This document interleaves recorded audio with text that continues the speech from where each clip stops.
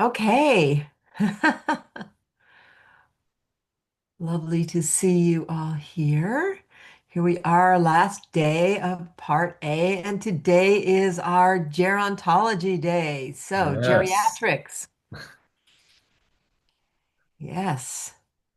Oh, and we're having Karen joining us today. So that's nice. Okay. Um, I think most of you know Karen, maybe from the channeling classes or at other times. Do you want to come on and say hi yet, Karen? Oh, may not quite settle onto her Yeah. computer yet. Okay, oh, more people coming in. Okay. Yeah, so it's a lovely day and very different way to start today because Yes. it's geriatric class.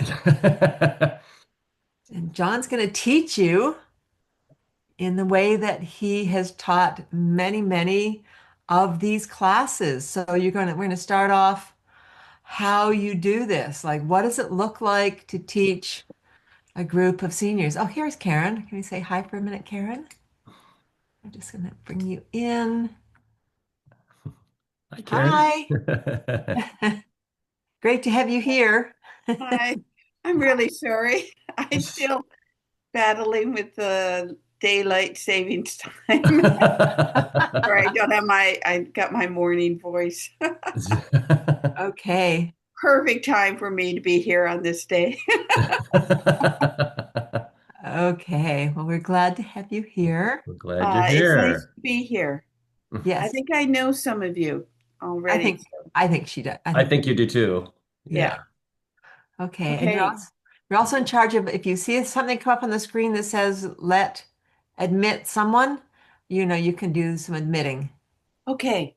Thank Like you. right now, you see someone has a, Yeah, can you you can let click on Jen that? in. Yeah, I can do that. Okay, great. Thank Perfect. you. Okay, sounds good. So I think we're going to get into the class and you can take it easy because John's gonna work with you like you're a senior who needs to sit down. Sunday morning. This is a Sunday morning thing. This is Sunday morning class. Yes. Okay. So, before we start, though, I wanted to say a few things. So, Okay. working with seniors can be the gambit.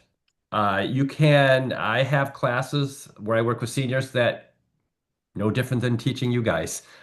We stand up, we do the classes, I challenge them, we do balancing exercises, we do all kinds of stuff to kind of things that are more towards seniors, things they're concerned about. Hold a chair and we'll stand on one leg. We do something called rooster stance on one leg, and we play around with different types of Qigong that I've learned over the years. So it can be that, but it also can be people that are don't have a lot of movement. Like movement above the head is just doesn't happen because there's a lot of restriction in the shoulders or in the spine. And it can also be cognitive. There could be cognitive issues. So then it's a little bit more entertainment, keeping them really focused because it's a little bit like children. Their attention span can be very short. So, but there's a lot of great things you can do. So I'm going to focus mainly on we're going to do the workout that we do, but I'm going to focus a lot on the adjustments that I made over the year, the different alterations that I do that help support seniors at different either cognitive levels or physical levels. Okay? So, let's go ahead and we're going to stay seated today. So, I'm going to invite you to find our Wuji posture from seated.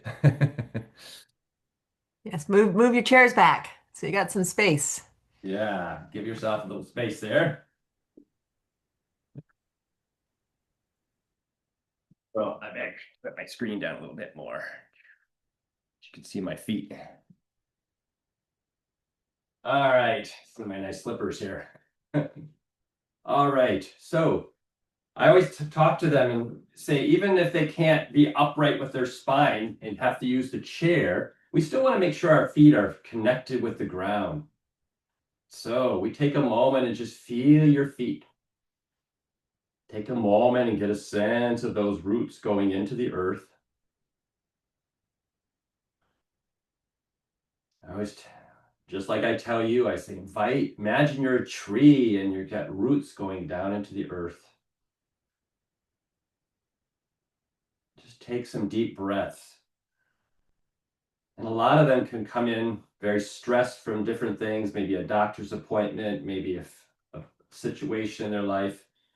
So we start with some breathing, inhale through the nose and exhale through the mouth. Just let go of any tension, any stress, so that you can relax more as we do our exercise.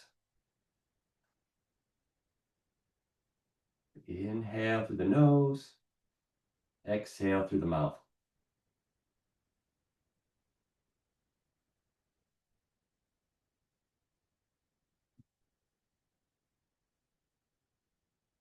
Good. And just letting yourself arrive more here. Just let yourself settle, letting go of whatever might be happening outside. And then let your hands come down. And then we do a little bit different version of pulling down the heavens. We breathe in. We pretend like we have suction cups in our hands and we gather energy from the earth, from nature. And then instead of going too far above the head, I bend at the elbows here. And I begin to wash down. I invite them to wash down over the front of the body, all the way down into the earth. And again, let's do it again. Gather like we have that suction cups, gathering from earth, gathering from nature, gather from the sky. Just bend at the elbows, and let's imagine it can wash down the back of the head. Let's cleanse off your tension in your spine, all the way down your legs and into the earth. And one more time. Inhale, gathering from earth, nature, and sky. And imagine we can open our crown. We're going to clean out the brain. There you go. Clean out the throat and the chest and the abdomen and the pelvis, down through the legs, through the feet, all the way down into the earth.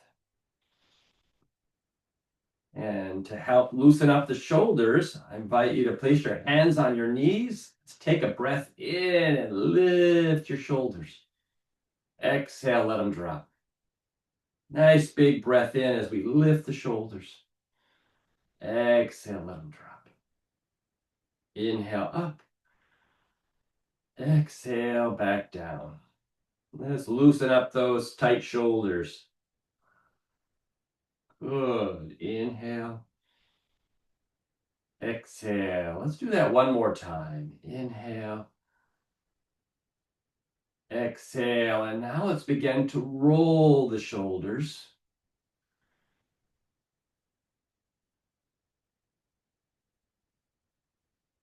And try it the other way.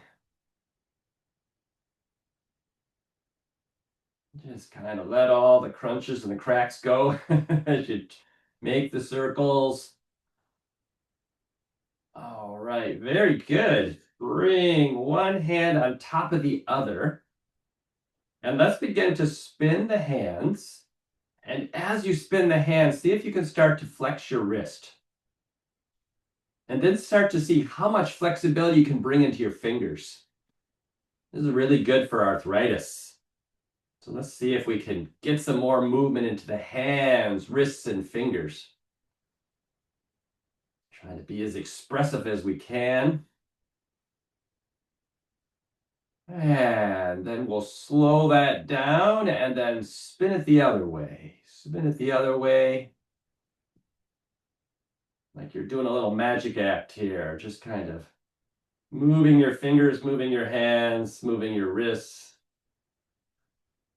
Good. All right. And then make a fist and open the hand. Throw it down. It's called throwing chi. We're going to grab all our troubles and go throw them away. Inhale. Exhale. Inhale. Exhale. Make a fist. Open it up. Make a fist. Open it up. One more. Inhale. Exhale, and then give it a little shake. Shake it out. Shake it out. All right. Good. Bring your hand and rest it on your knee. Palm is going to face up towards the ceiling. And give yourself a little pat on the shoulder. Let's get that blood going a little bit more. Let's go down the arm and help your immune system be a little stronger by tapping down the arm all the way down to your fingertips, and tap your fingernails and then the back of your hand. Let's go through the wrist, move up to the elbow and come up to the shoulder. And then let's go. Let's do it one more time. Palm is up and let's go down. And then come up the back. Yeah, just really helping good. Keep that blood flow going. Blood stasis can be a big problem for seniors. And then hand on the knee, take a breath in. And as you exhale, let's slide down to the palm. And then turn the hand over. Inhale, let's come up. Exhale down. Inhale up. Exhale down. Inhale up. One more time. Exhale down. Inhale up. All right, let's make sure the other arm is supported too. So bring your hand here. Palm is up towards the ceiling. Give yourself a little pat on the shoulder. And let's move the energy all the way down to your fingertips. And then turn the hand over. Tap your fingernails. Tap the back of your hand. Tap your wrist. Tap your elbow. Tap your shoulder. And let's do it one more time. Palm is up. Let's go back down again. All the way down through the fingers. And then up the back. All the way up to the shoulder. And then turn that hand over one more time. Leave your other hand on the shoulder. Take a breath in. And let's slide down the arm. On the exhale, inhale back up. Exhale down. Inhale up. Exhale down. And one more. Good. Let's make a little fist and let's tap right here over the chest. Right there. We're going to help that lung a little bit by tapping here to release any heaviness in your lung. On the left side here. Good. Let's do the same thing on the other side. Let's tap right there below your collarbone and help your right lung.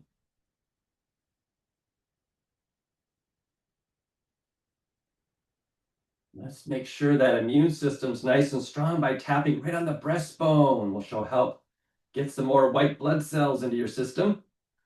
A little more soldiers into the fight here for any cold, flu that might be coming on. And then hands over your heart. Take a moment to rest your hands over your heart.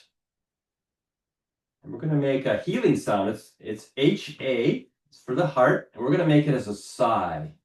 So we're going to take a breath in and let go of any tension. Breathe in and just sigh it out and go, ah. Inhale. Ah. Good. Breathe in. Ah. Good. One more time. Ah. And a little rub of the heart. Smile to your heart. All right, good. Let your arms come down. And let's tap our toes and shake our arms.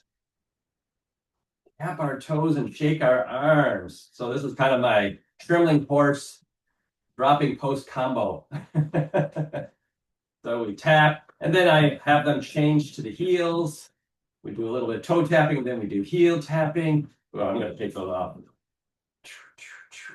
There we go, and just kind of release. Shake loose your tension. Good. And then just bring your hands back to your knees and just breathe for a moment. Just feel that. Feel the buzzing that might be happening in your body from the tapping and from the shaking. Getting some energy moving here. And we do one more little warm-up thing. It's usually leg kicks. So I'm going to invite you to kick your foot out. Point your toes towards the screen. Pull it back away, stretching the leg muscles. Even though it's seated, I like to work with the legs. So we kick, point the toes away, pull them back, and rest. Kick the foot, point the toes, pull them back, and rest. There we go. Other foot, point away, pull it back. Rest one more with the left foot. Kick, point, pull it back, rest the foot, and other side. Kick, point, pull it back, and rest. All right. Good. Let's do a little bit of tapping of the legs now. So let's start with the hips. Tap down the outside of the legs. Get some blood flow going through the legs. Now go as far as you can. Just face down whatever you can and then work your way back up the inside. Through the knees, through the thighs. Come across the tops of the thighs and back out to the hips. Let's go down the outside of the legs. And then back up the inside. And one more time, out to the side. And up the inside. Tap the top of the thighs for a moment. And then make a fist, and we're going to focus on the knees.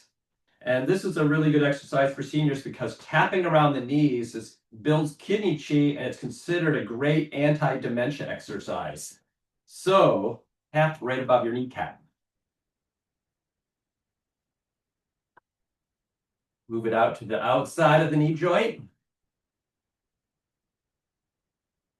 Tap below the kneecap. And to the inside of the knee joint. Let's do that again. Let's go back above the kneecap. Go to the outside of your leg, around the knee here, right below the kneecap, and then to the inside. And then rub the knees. Rub the knees. Get them nice and warm.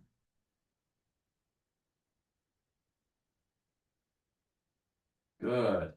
And bring your hands to your hips. And let's rub down the outside of the legs and up the inside.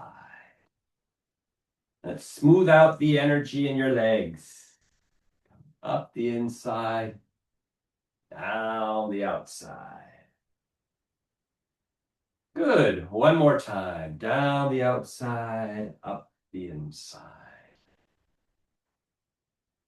Good. Let's bring our hands back to the knees.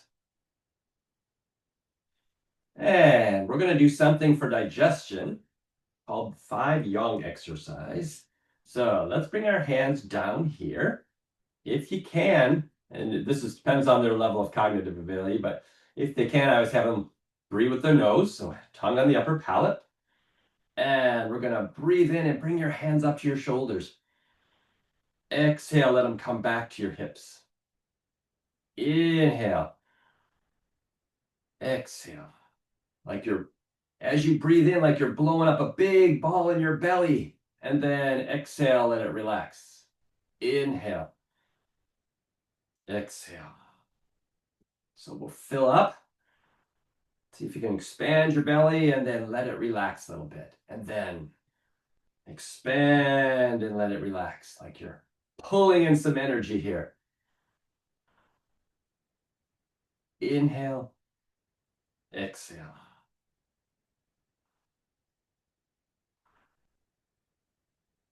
Breathe in.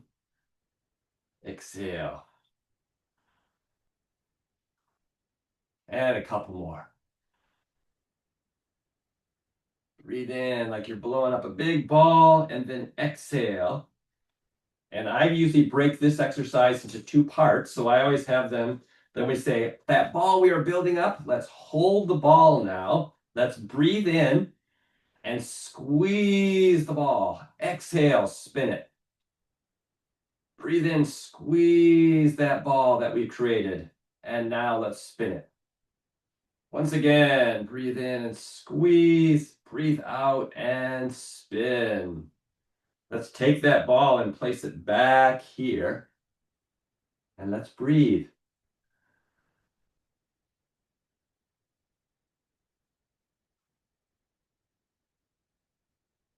Good.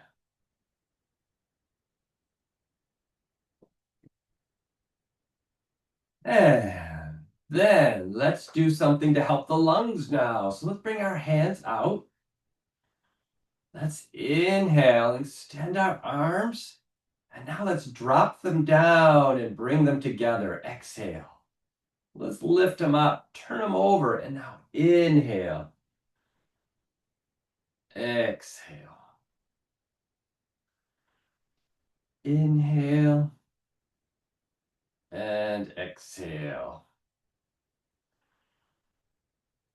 I usually use less numbers because they get tired quicker, but side looks pretty similar to what we do.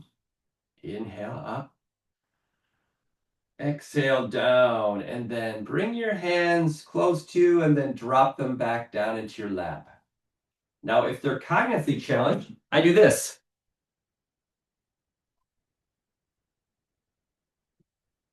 I have a piece of paper here, white.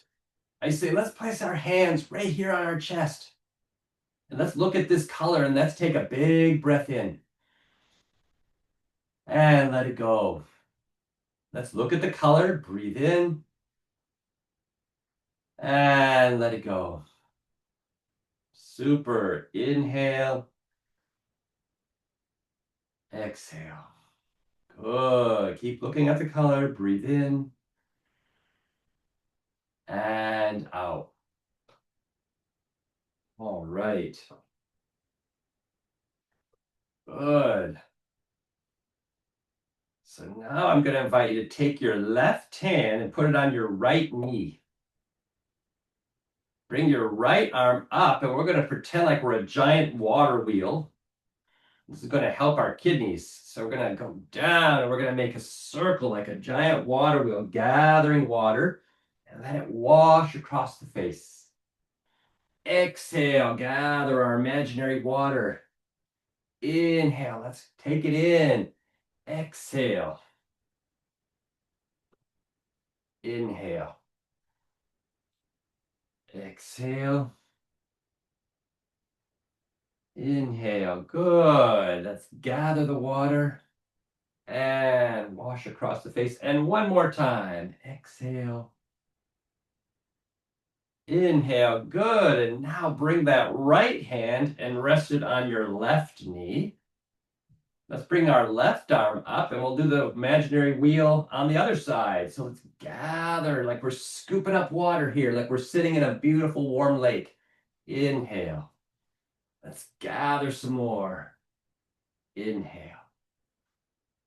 Exhale. Gather. Inhale. Receive. Exhale. Inhale. Two more. Gathering. Receive. And one more time. Exhale.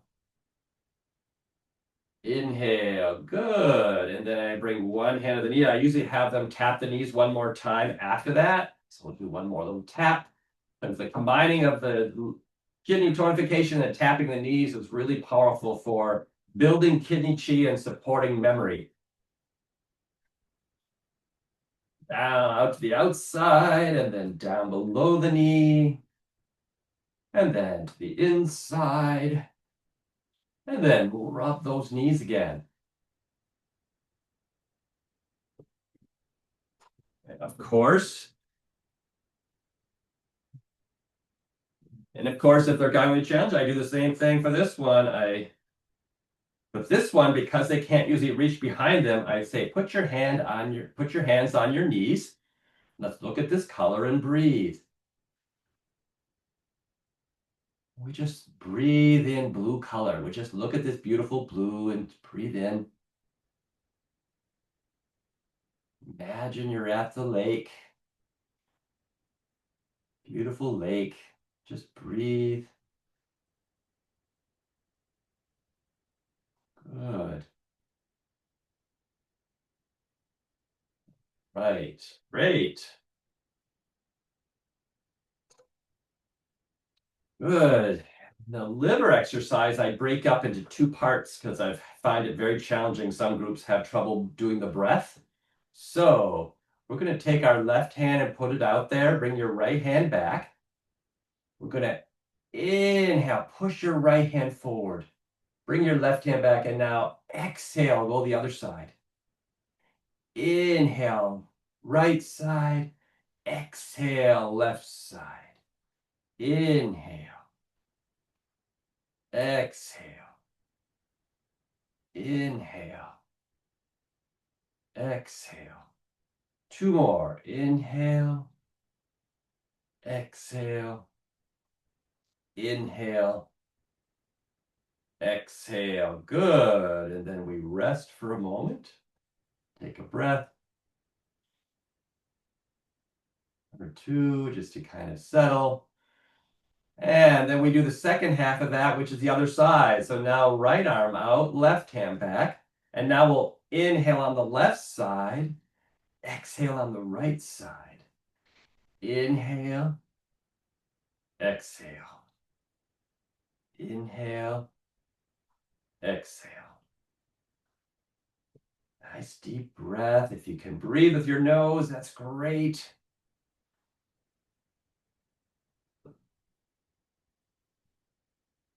Inhale, exhale. One more time. Inhale, exhale. Good. And then hands back to the knees. And of course, back to color. Sometimes I even do that with people that have trouble seeing color. So for here, we want to put our hands on the liver on the right side. So this is my right side, so everybody over there. And we'll look here and we'll breathe in. Look at the color. Exhale. Fresh springtime. Inhale. Exhale. Inhale. Exhale. Let's do that two more times. Breathe in. Take in some of that color. Exhale. And again.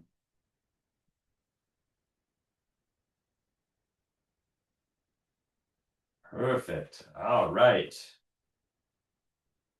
Great. Let's pretend that we're holding a ball right in front of your heart. Beautiful ball. We're going to imagine that's like a pink ball, or maybe even a red ball, but a pink ball. Works good. And we're going to imagine that ball is connected to the ceiling by a string, like it's a big pendulum. And what we're going to do is we're going to swing the pendulum from one side to the other.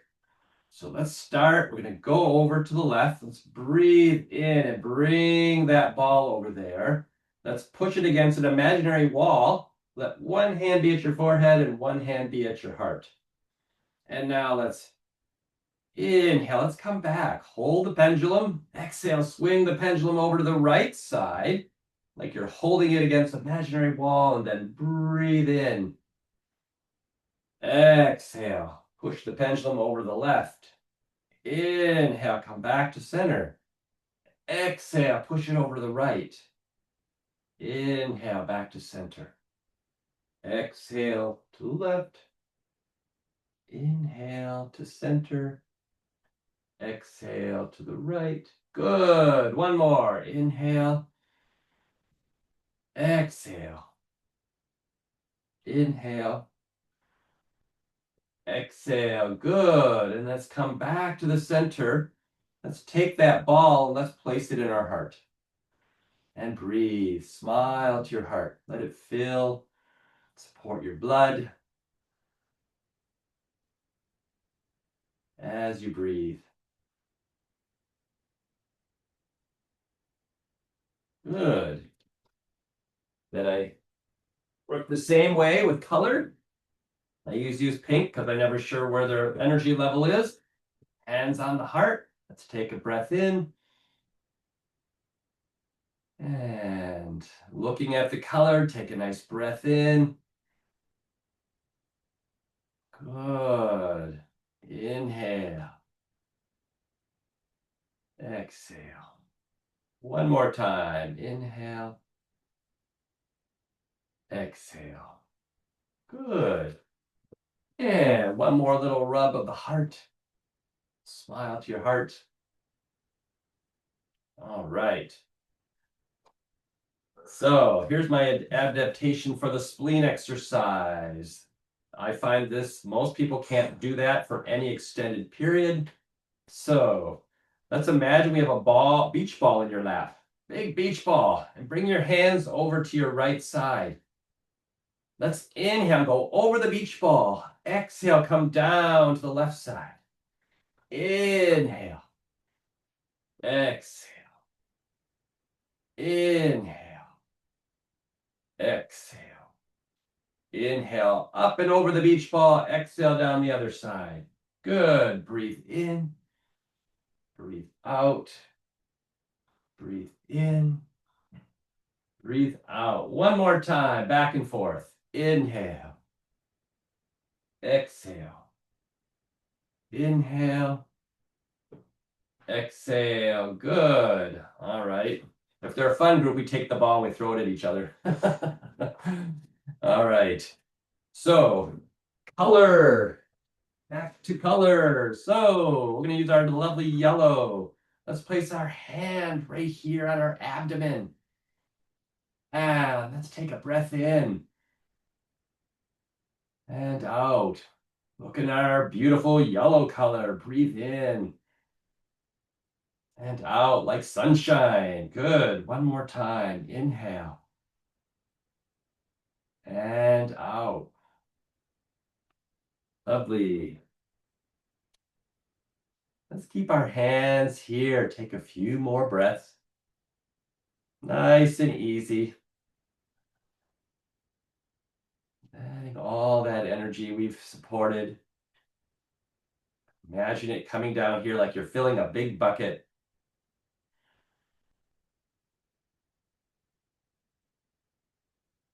And now let's imagine that energy is forming into a ball, and that ball's getting smaller and smaller and smaller, all the way down like a beautiful pearl. You can imagine that pearl dropping down to the bottom of your spine, right there at the tip of your tailbone.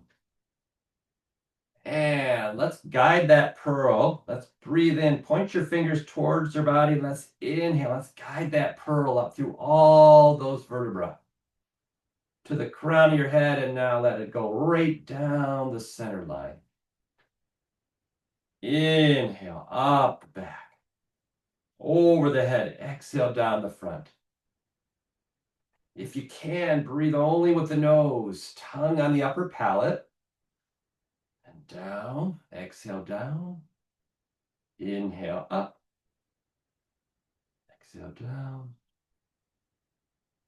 Get a sense of supporting your spine and then supporting your front. Breathe in, up the back. Exhale down the front. Couple more.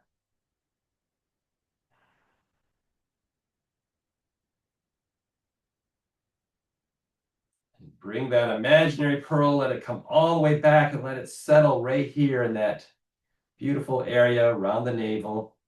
Like there's a big cauldron or bucket here.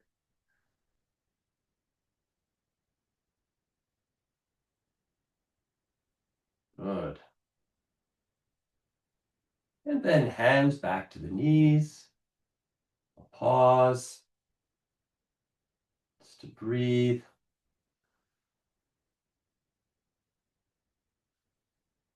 And we'll finish with our little exercise called golden ball. So then we can let our hands come down. We're going to inhale and imagine we can create a little ball here. Exhale, let's lift it to the heart. Inhale, let's make it big. Exhale, let's make it small. Inhale, let's bring it close. Exhale, push it away. Inhale, press it down. Exhale, we release. And again, inhale, create a ball. Exhale, lift it up. Inhale, make it big. Exhale, make it small. Inhale, bring it really close to your body. Exhale, push it away. Inhale, press it down. Exhale, we release. And then I usually rest after a couple, depending on the energy level of the group. We do 3 cycles of 2, get 6 of them in. And let's come back down. After a little rest, we breathe in, create another ball. Exhale, lift it up. Inhale, make it big. Exhale, make it small. Inhale, bring it close. Exhale, push it away. Inhale, press it down, and then we can let it go. Exhale. Let's do it once again. Inhale, create a ball. Exhale, lift it up. Inhale, make it big. Exhale, make it small. Inhale, bring it really close. Exhale, push it away. Inhale, push it towards the floor. Exhale, we release. And rest your hands on your knees. Let's take some breaths here. Work with breathing again. Let everything relax.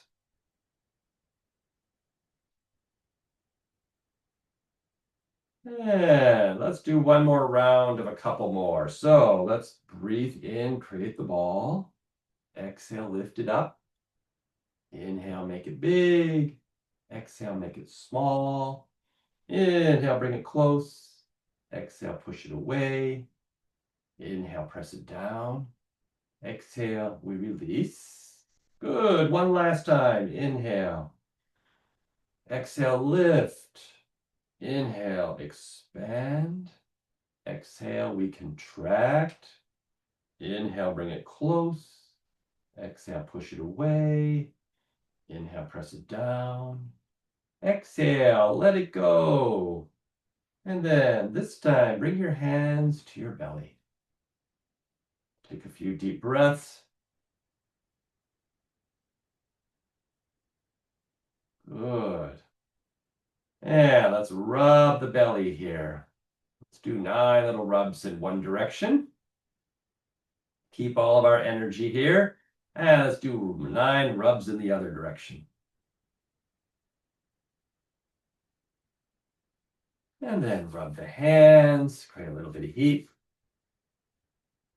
And bring them up by your glasses or by your eyes. You don't have to touch, and just imagine the heat from your hands is going through your eyes and all the way into your brain and then down your spine.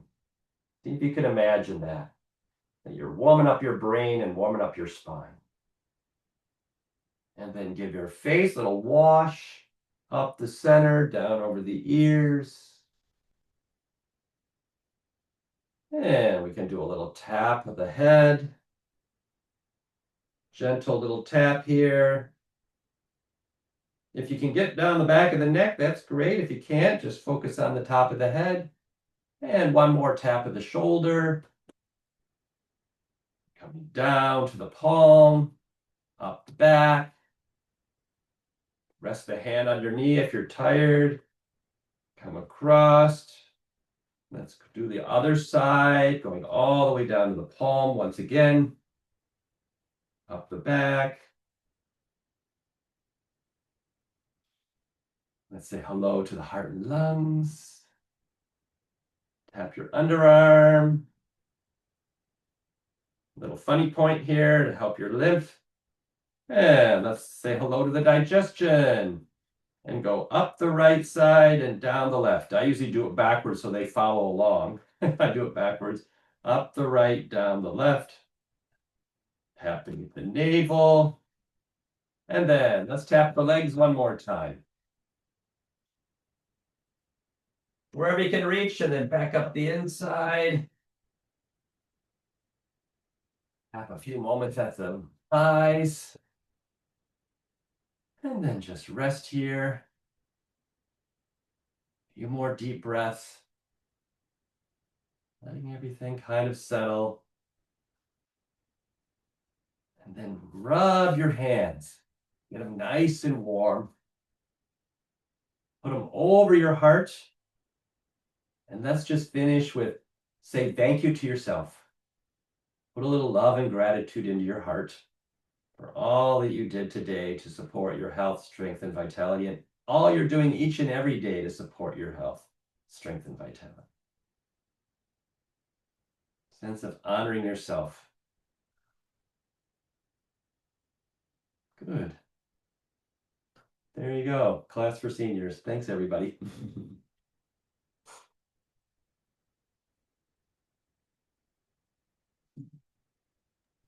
Modifications based on their different levels.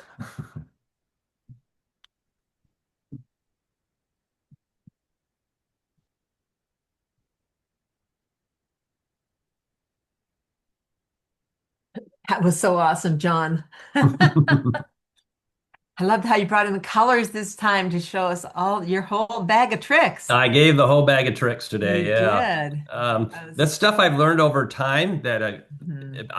I get you get to know the group, and sometimes it's a very mixed group, and you've got some people that can stand, some people that can sit, some people that are cognitive challenged. You're like, oh God, I got the whole gambit today. I gotta go kind of focus on a little bit of everything for everybody. Yeah. Yeah. Okay. Comments in the comment section, but let's have Mav. Yes. Hi, good morning. Good That was so morning. sweet, John. What's that? That was so sweet. Oh, I was like, I was just imagining teaching my parents and a bunch of other people. Um, so sometimes when this in general, when I teach Qigong, like somebody is like, I'm so tired at the end of it. Like, what do you say to that? Like about how their reaction is? well, people they definitely the energy level's not always the same. So like I took you through 40 minutes. Normally classes for seniors are shorter. I don't most of my classes are 30 minutes and sometimes 10 minutes is talking because I got to tell me stories and stuff like that. So it ends up being 20 minutes. But the idea is if they're tired, that's why we do lots of extra breathing to kind of support them. And I tell them that that's a good thing. We're moving energy. Sometimes it gets tired because sometimes you're feeling, you had tension in those muscles. Do you have that now? And they say, well, most of the times they say no. And I'll say that's because you're releasing all this stuff. So that's why you start to yawn. And I always tell the seniors, I know culturally we're not supposed to yawn in front of people, but I said I like when you yawn in my classes because it helps to release. It shows that you're releasing tension. So typically, I just let them know that that's okay. Um, and if you need a rest, go take a rest. The thing Even is that adults. they're usually resting all the time. So a lot of these places when he goes Right. into that's all they're doing is Yeah, resting. that's true too. And so have this action, and then if they feel tired afterwards, that's okay. Now, if Right. it's somebody who's an active senior who's doing a ton of other stuff, I know they're probably not going to get tired because You're right. they're active. But if they're already resting is all they're doing, that's okay. If they feel tired Good afterwards, point. Yeah. you move I their energy. It's I really get about moving them, I guess getting it them was moving. also for regular people that tell me that they get tired after the class, like that all of a sudden they feel so tired. Like, what do you say to that? Like Oh, that, they need to move I'm just more. like, it's because you're not moving enough. Yeah, it's Yeah. actually yeah, because they're like, like few times we finished and like people were like, oh my God, I'm so tired. I need to like yeah, go have a nap. I'm But like, hmm. But that can also be a really good thing yeah. because it means that the body is taking the chi that you brought in and doing something with it. And Like your Right. body's restoring. saying, something. body's saying you need to lie down and let this energy move because Right. we are, finally, you've broken up some liver stagnation here and now we don't want you to like go rush off and do something else. We want you to be still so that this can move, this can happen. So that's another definite thing that happens. And A then lot. also Yeah. cold, like all of a sudden they're like, Yeah, oh, that's fresh I've gone, chi.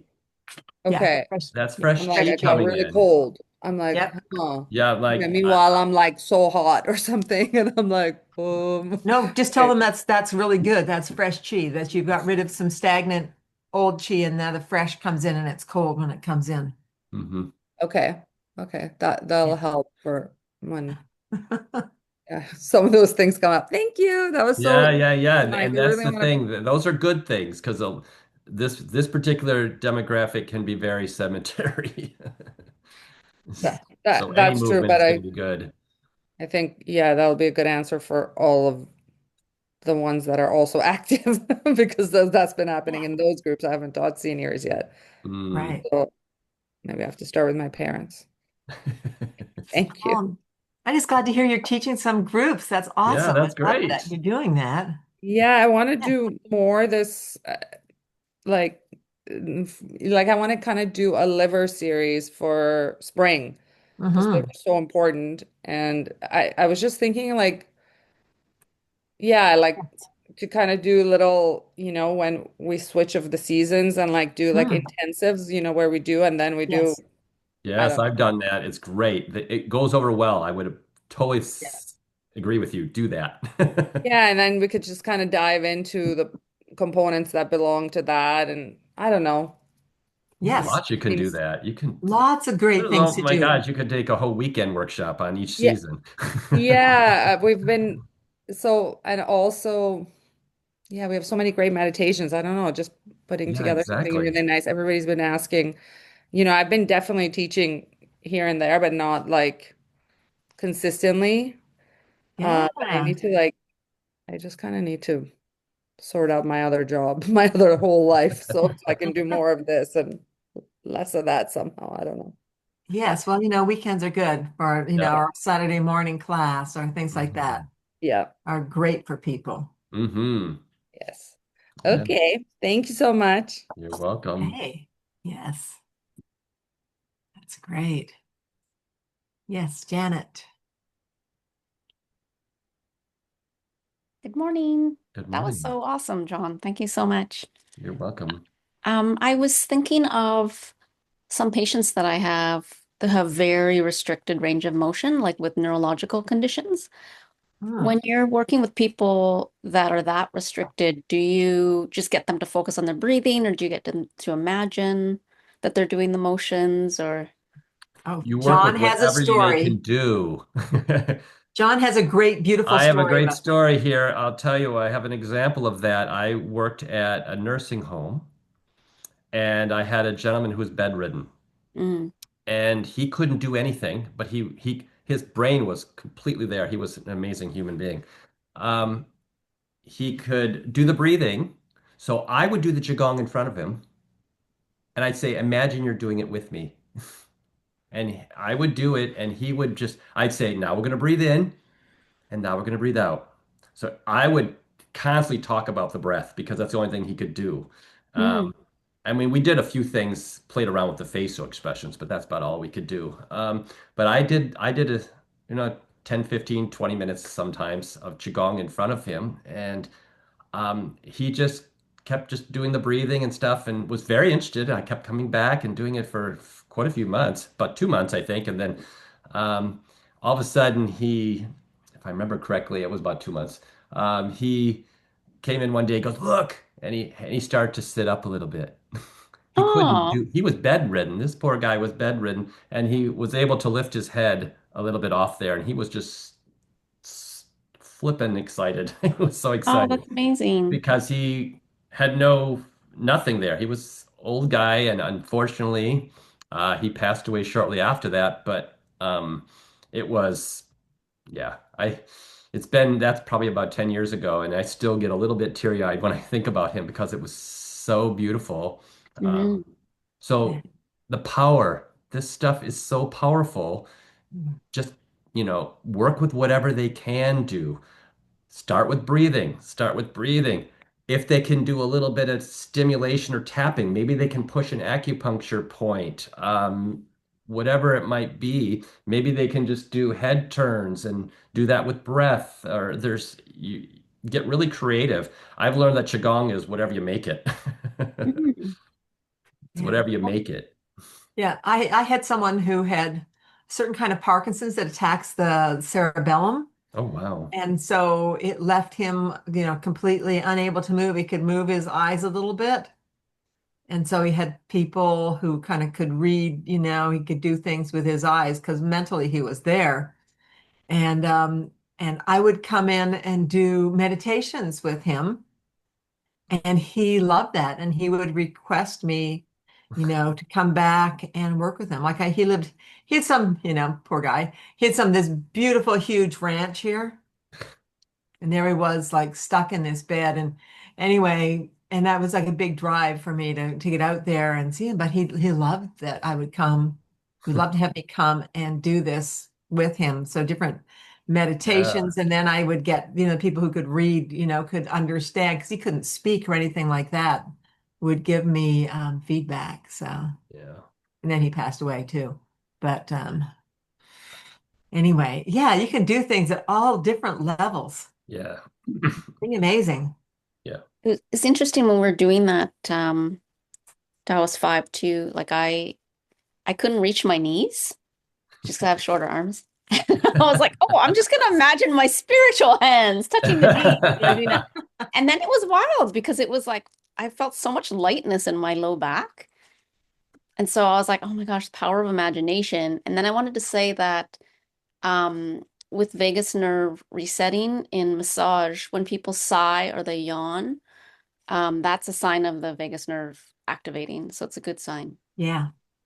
I know. That's why I get them sighing a lot. Every class I get them sighing just to just let it go. Put their hands on the heart. Let it go. Whatever has been bothering you. Yeah. Awesome. Thank you so much. Yeah, you're welcome. Okay. And Jonathan.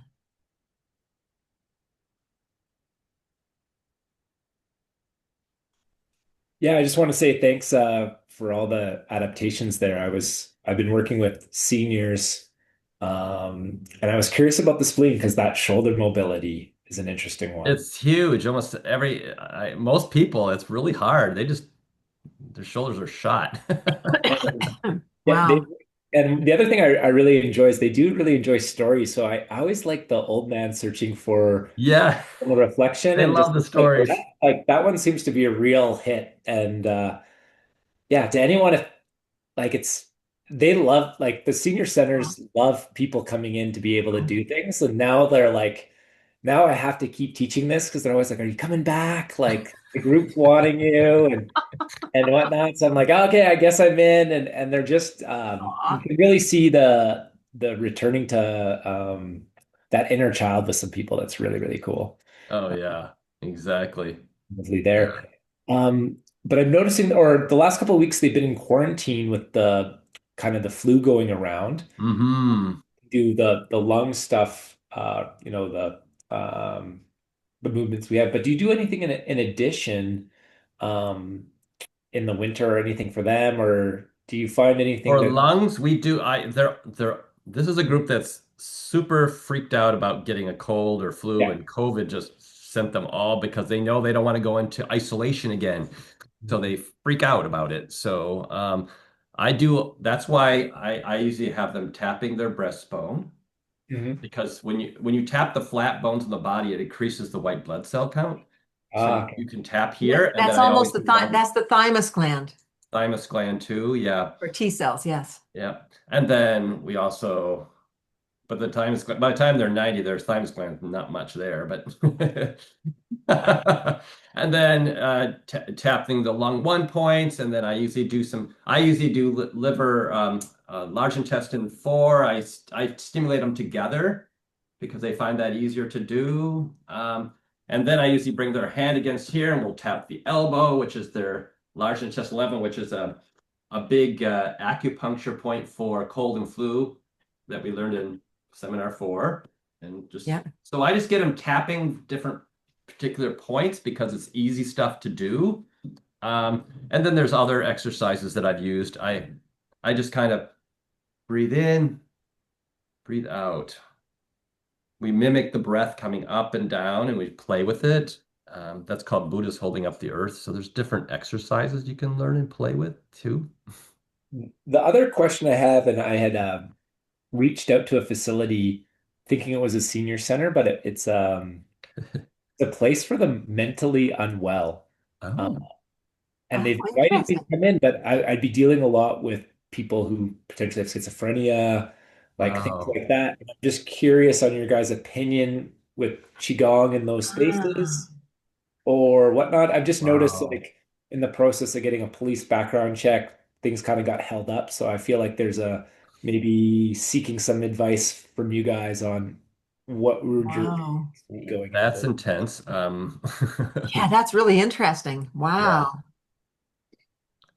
I have not worked personally with anyone that has issues like that. I've worked a lot with dementia, of course, but I haven't worked with any kind of um, mental disorders. Yeah, I've worked Yeah. with lots of mental disorders, but it's more one-on-one. Yeah, I was going to say Have a a group group that is kind of, really interesting because you're going to have all different yeah, people different.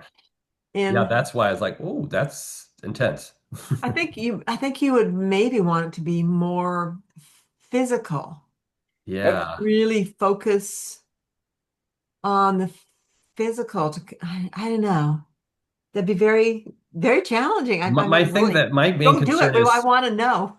yeah, I would like to know too, but my main concern too is if there's some mental, the problems that are there, are there certain things going to set them off? Like you'd want, would dropping posts create a reactionary, They're, the other thing is they're going to be very drugged. yeah, oh, that's true too. So that's interesting. I didn't know about that, but yeah, this is a place where potentially you have people that didn't go to prison because they went here instead, and I'd be supported by Oh.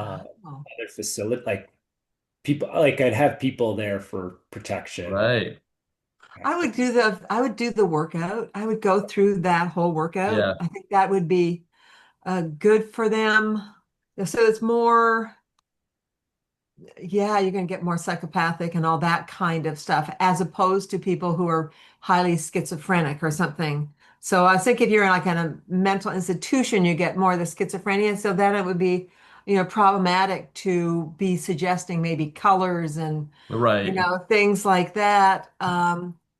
Whereas I think with, if it's more criminally, they're called criminally insane, you're going to have more sociopathic, psychopathic, probably mostly psychopathic people in there. And so they're going to really benefit a lot from the workout, I think. So I Hmm. think that would be, and also mention, I would talk about the emotions, letting go of anger, you know.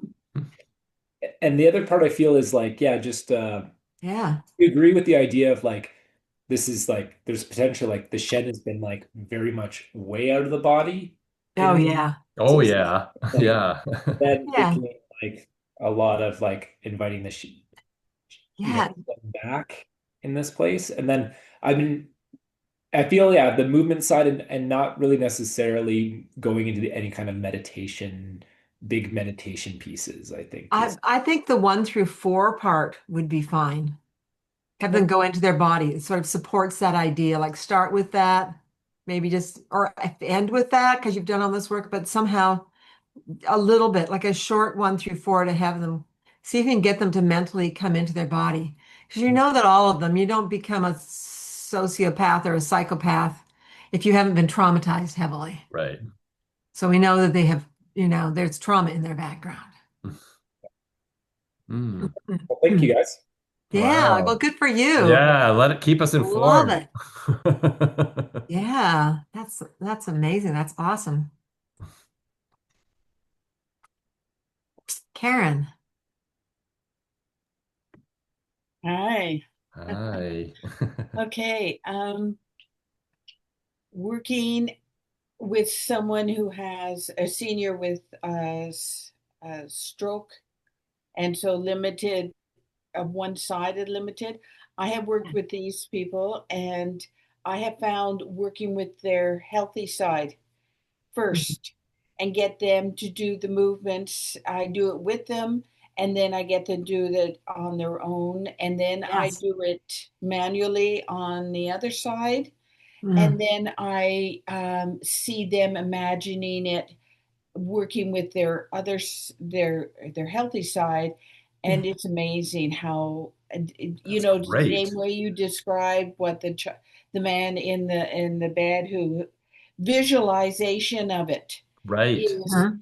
so Yes. key to getting them uh, uh, so they can move those parts that are so tensed up. Yeah. Wow. Yeah. Wow. So you're doing that with them.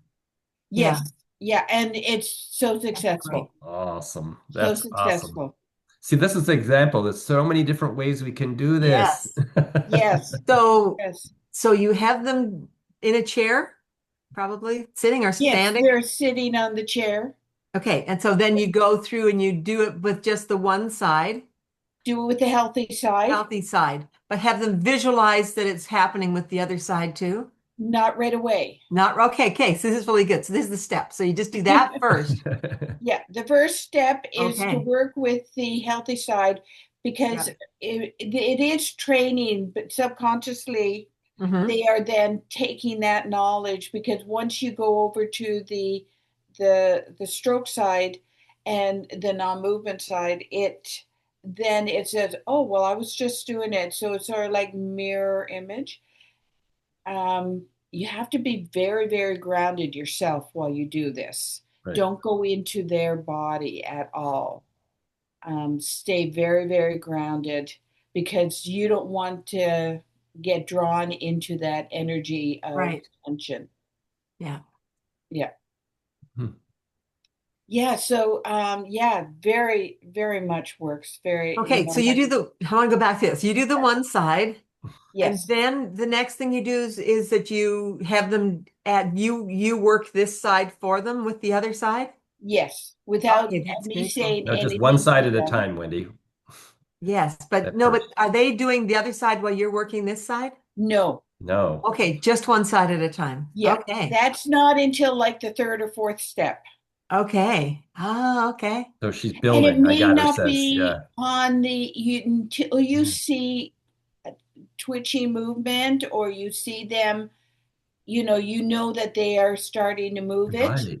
Yeah, That's when you bring in, and it could be like Exactly. second or third session with them, Right. and right. then you see that, oh, okay, their body now is talking to each other.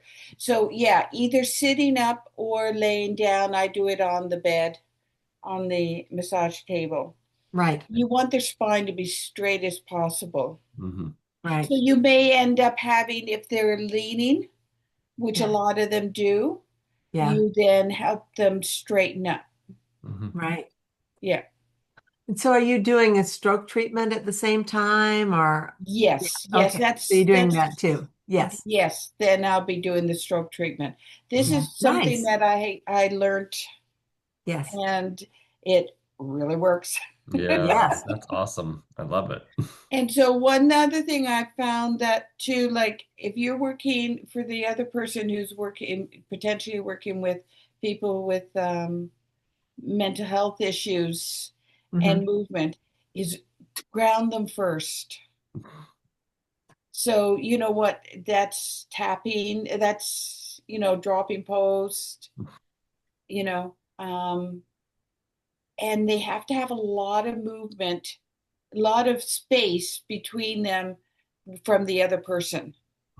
They can't be, if they put their arms out and they touch somebody else, you're going to lose them Good, because good now point.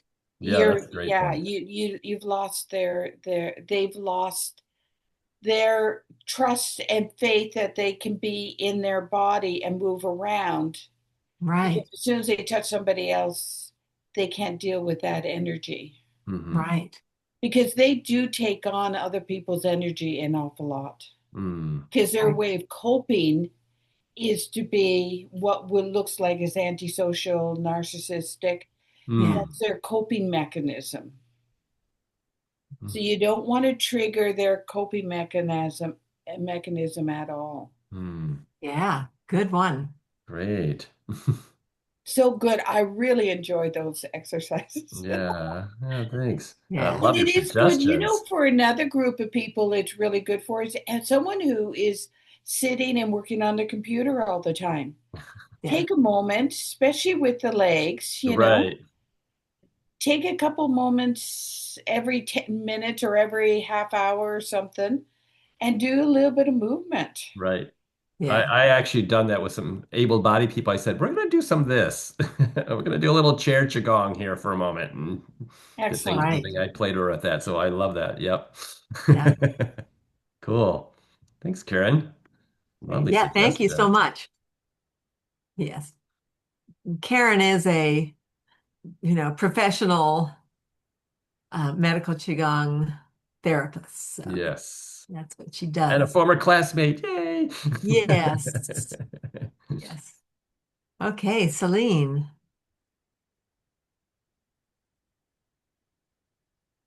I was just thinking a little bit in connection to John's question, Yeah. and I was wondering, I was wondering if it might be a good idea in advance just to check in on what the interpersonal dynamics are like between people.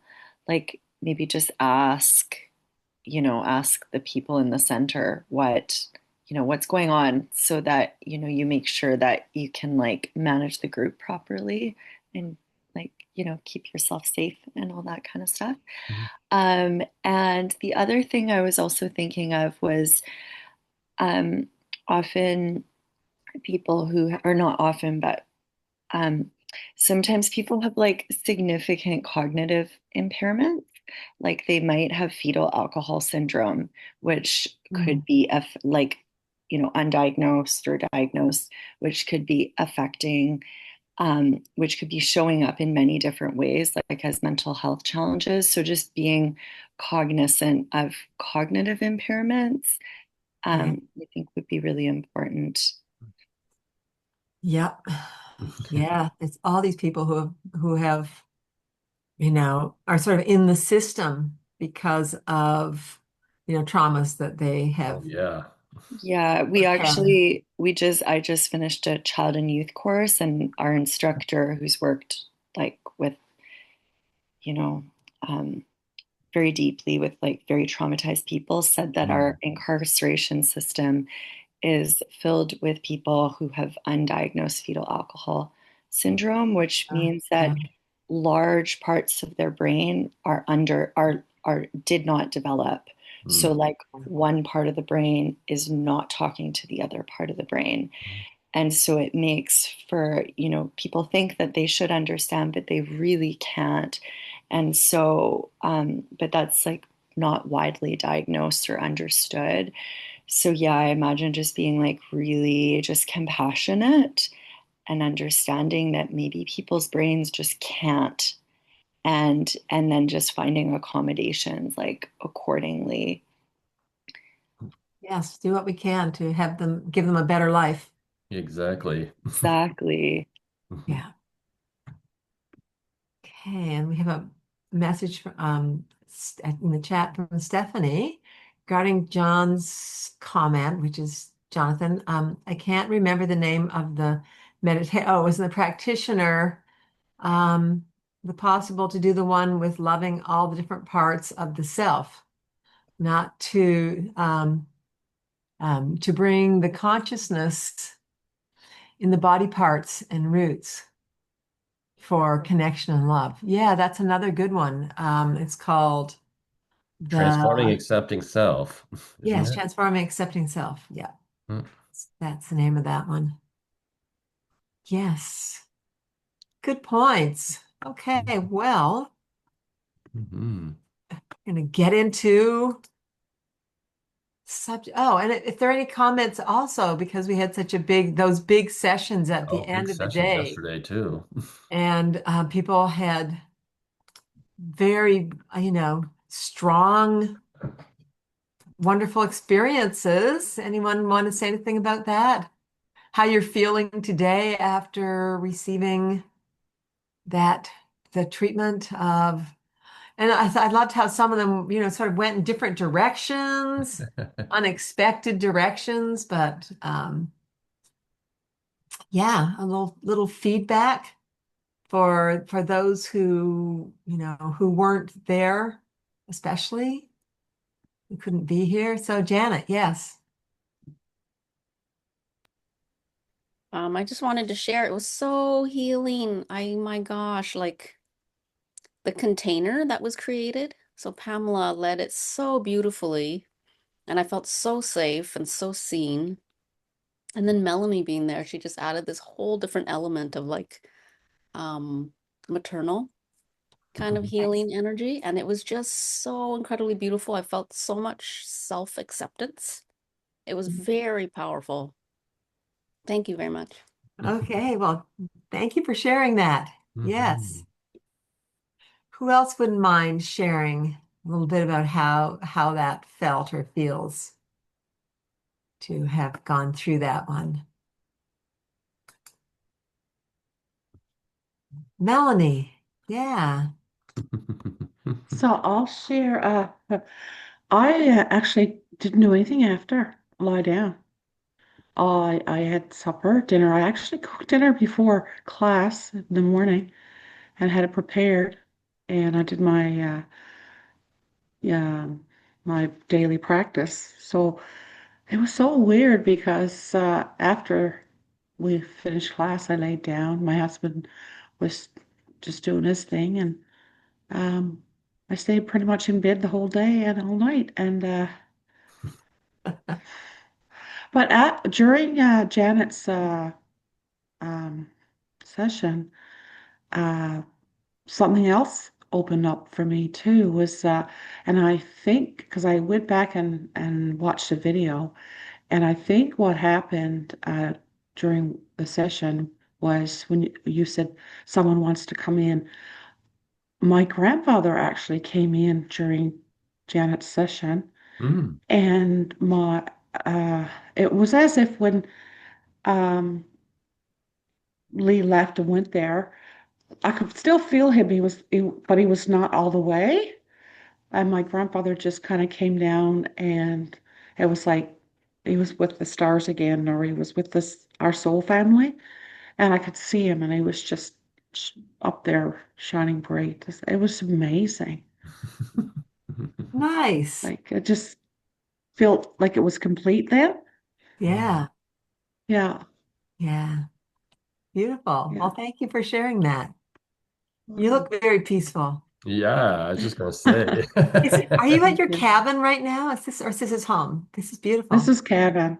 I've Yeah. Yeah. wondered, it's so gorgeous. It's like all that My, wood. me and my husband designed it and paint. I did all the painting and framing, Wow. and Is it in Yellowknife uh, too, or where is it located? it's on a lake. It's on Lake. Ah, I'm looking out the window now with the trees and the lake frozen, and it's beautiful ah, mountains, little mountains, not big mountains, but oh, so yeah, beautiful. Thank Lovely. yeah, you. Just the yeah. vibe, just getting the vibe there. It's like, this is really beautiful. Yes. I love all that wood. You. Okay, Mm. who else had something that they might like to share? Celine. I actually just have a question. Okay. My logical brain is still trying to understand exactly what it is and what is going on. And that was kind of it was interfering in the beginning, and then we went so deep. But like, um, yeah, I just don't really understand why, like, for example, a non-implanted um embryo would kind of stick around. I just I'm not a very like logically oriented person, but for some reason with this one, I'm having trouble understanding. Well, did you ask? Yeah, And what yeah. was the answer? What was the answer that came? Um, It was connected to the first time that my partner and I got together. But this Ah, is where it got confusing. I had to take Plan B actually, the next morning. So, the drug oh, okay. that like, Okay. so to make sure you don't get pregnant. Uh-huh. And but it felt like a soul retrieval, and that's why I was confused. It felt like it was like a loss of that moment was like a loss of innocence. And even Mm. though, it wasn't like I was a virgin or anything, Right. but Yeah.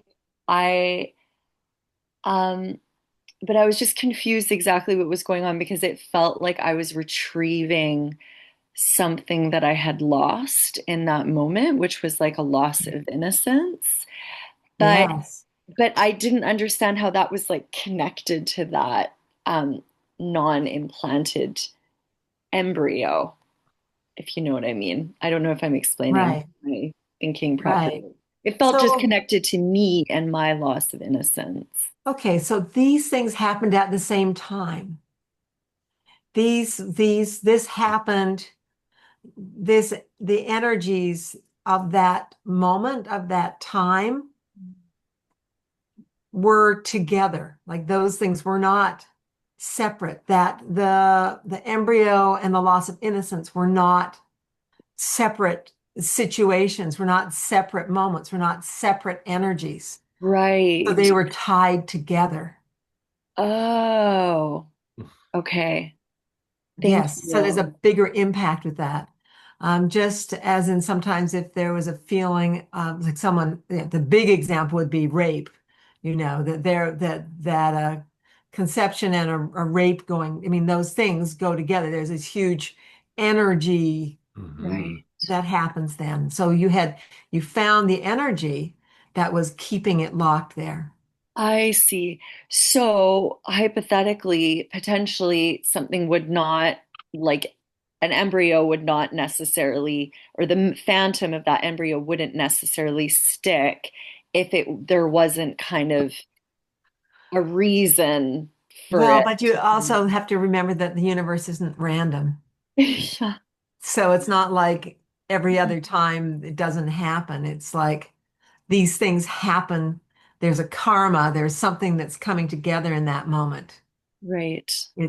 It's more than our logical minds. It's not a physical universe. It's a Okay. physical, energetic, and spiritual universe, and everything is a part of that. Okay, thank you. You're helping me to conceptualize it Okay, differently. much Yes. differently. Exactly. Thank Yeah. you. Okay, you're welcome. Okay. Ah. Okay, so yes, anyway, a lot of big things happened yesterday. People had really good experiences with it. So I'm glad that we did that. And thank you for those who shared a little bit about it. Okay, so we're gonna do a little bit of sharing here. Yeah, good. We got to get into our PowerPoint. Yeah. Okay, is this the right page? No, that's not the PowerPoint. Okay. That was the PowerPoint. Okay, I just gotta go here for a moment. Oh, yeah, it was. Okay, there we go. There we go. Geriatrics. It's a big topic. So, geriatrics, gerontology, issues of aging. So, physical, emotional, energetic, mental, social, spiritual, everything in life is affected by aging. And medical Qigong and TCM are excellent ways to work with the whole journey of aging. In Western medicine, the process varies with genetics, cell information, aging of specific genes. And so we can look at, I mean, you can look at that. Like, yes, it's very true. There are those who have ridiculous genetics, I would call them sometimes. When I was young, lived on the coast. We had a fisherman friend, And he was 80 and still running his fish boat and doing everything and like could do everything. And he's like, oh, he's just a kid. He had siblings who were like in their late 90s and 100, and he came from Norway, right? And so he would go back to Norway and visit his family, and they were all like, they pretty much all lived to 100, like all of them. I mean, it could be the food, and they were, it's so like very into the fish. Fish is good for you. Fish porridge for breakfast. It's like things that we're just like, oh. But in China they also like to have fish congee, so it's sort of similar for breakfast. So maybe there's a fish for breakfast thing there. But anyway, there are some people who just, man, I knew this other guy. I worked with him. He was in his, I guess he was in his late 70s going to Thailand, and he was asking me if, think it's good. I don't know what it was thinking of. I think at the time it was quite a few years ago. Thinking of doing some. They're gonna this. I think I want to do some acid when I'm there, and 'cause he did like everything, and it's like, don't ask me. I can't do. I mean, he would do all this stuff. He's probably around still. He had like the biggest ears. So the Oh, ears. He wow. says, Yeah. "Oh yeah." People in Chinese medicine always look at my ears and say, it's like, "Wow, you have, a huge amount of constitutional energy." And it's like, "Yes, you do." And you've been busy burning it up your whole life. Like he Oh, was, goodness. Yeah. he was like a beatnik who did, and then he just like did everything. A friend of Timothy Leary's, and I mean, just like all that stuff, always doing all that stuff. But he just had that energy. So some of us have that energy. Yes, I have a student who's in his 70s and his Yeah. mom's 105, Oh, yeah. and she does Qigong, touches her toes, does everything. She was still kind of ready for life, so at 102, she got married to a 100-year-old man who then got started to decline, and then she was complaining that she had to take care of this old man, and she's older than him. Yeah, So I want to be that one. oh Yes. my gosh. She's like, oh, I got married this old guy. Why did I do that? And now she's 105. She was 102 at the time or something. And I was like, oh my God. Yes, I had that's a whole great. wedding and everything. It's like two Wow. 100-year-olds. Yes. I love it. Yeah, I think you got to have some good genetics in the mix there. Yeah. As I Yes. told my student, I said, oh, I think you're going to be okay. It's working good. Yes. Well, I have some good friends in there, 10 years older than me, and they're like because they're all like doing everything and running things and, very, very active about everything. And yeah, so it's good to have some people who are older who you go like, well, look at them. Look at them. Yeah, exactly. Yes, like make those, don't look at your family. Yeah, Don't look she and at my family them. is not good, so I got to do everything I can. Everyone died in their 60s, and I turned 61 in a couple weeks, and I'm like going, Yeah, my family genetics not good. Except no, mine's really bad. my grandmother's both lived to into their 80s. Oh, they're Oh, 85 and 86. nobody So made it to 70, including my father. right, right, right. Big cat. Yeah. So this is why we do this. So don't look at your family, look at those people who are older and go like, I'm following them. They're Yeah. going to be my example. Um, one of the things I like about Joe Dispenza, he talks about in the quantum, everything is possible. Yeah. Like there's all these universes. Like if there's, infinite number of universes and an infinite number of possibilities, pick the one that you want.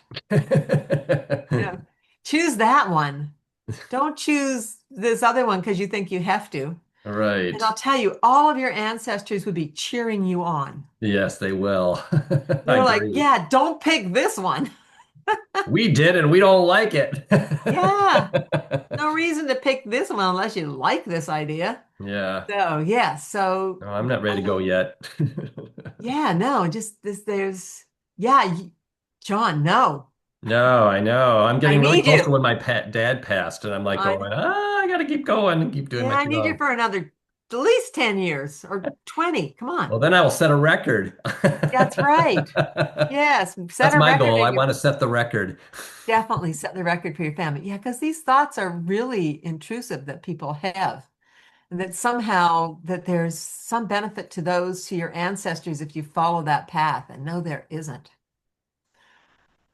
Okay, hormones can accelerate or delay. So accelerating is all those stress hormones. So you don't want to be running cortisol.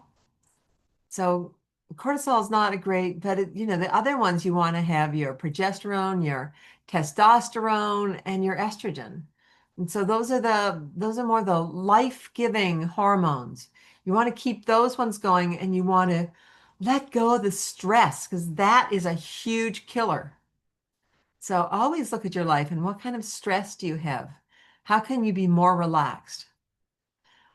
T cells and lymphocytes will decline with age. So that's why you're tapping your breastbone and you're doing your Qigong because that's all keeping, it's all keeping it healthy and alive. Autoimmunity increases. So that's the body tending to work against itself. And so, you don't want to do that. We want to go in the other direction. Eventually, I like the idea of the 105-year-old. She's still doing her Qigong. And some of those people just, when they go, it's, very nicely and very suddenly. I had an aunt who was 98 and she was just fine until like the last week of her life. And but she wasn't painful. She just deteriorated and then she kind of went unconscious and then she was gone. So it doesn't have to be a bad ending. The cerebrum declines post 60 unless we work on it. So that's just in so we say in Western medicine. Yes, that's Western medicine aging. Don't follow that one. Central nerve cells, spinal cord, cerebral cortex declines. Ugh. Excretory organs decline, causing toxic poison cells, leading to further decline. So that's Western old age. And then we also had advanced aging from drug addiction. And this was like 5 years later that this guy got into meth. So that's a huge one too. Okay, aging TCM perspective. That looks better. Health, having sufficient Jing and Qi for strength, energy, and spirit. Zong and Fu organs and Qi deficiency and Qi. And so eventually some Qi and blood can lose your harmony. You want to keep them in harmony. Do your Qigong.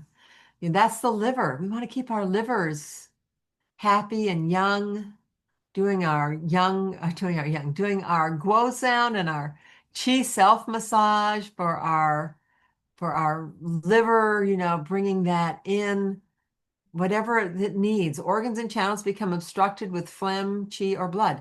So we do our channel dredging. We do our legs. We do our descending the yang, ascending the yin. We have so many good ways, but we do need to do these things.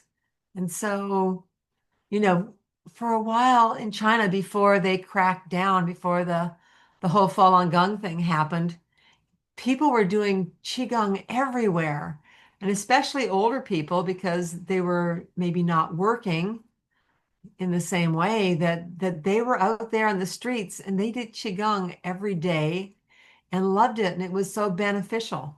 And so it was really the seniors who really kept it up because the young people, well, they're doing fine anyway, but our seniors, people getting older, it becomes more mandatory for you. And so these things can cause a chain reaction of pathological transformation. So we want to stay out of that. Liver yin and blood deficiency. That will weaken the tendons and weaken the blood vessels. It will slow movement. And so that liver yin, you start to get that heat, And then that starts to affect, tendons and blood vessels. Okay. Heart, yin, and blood deficiency. The Shen becomes disturbed. Heart palpitations, insomnia, nightmares. And so, again, these are not good. And it's the Shen. So then you got to go, like, what's going on with the Shen? And this is more about meditation. And so, one of the things that I found is that it can be about the heart setting against itself. The Shen gets disturbed.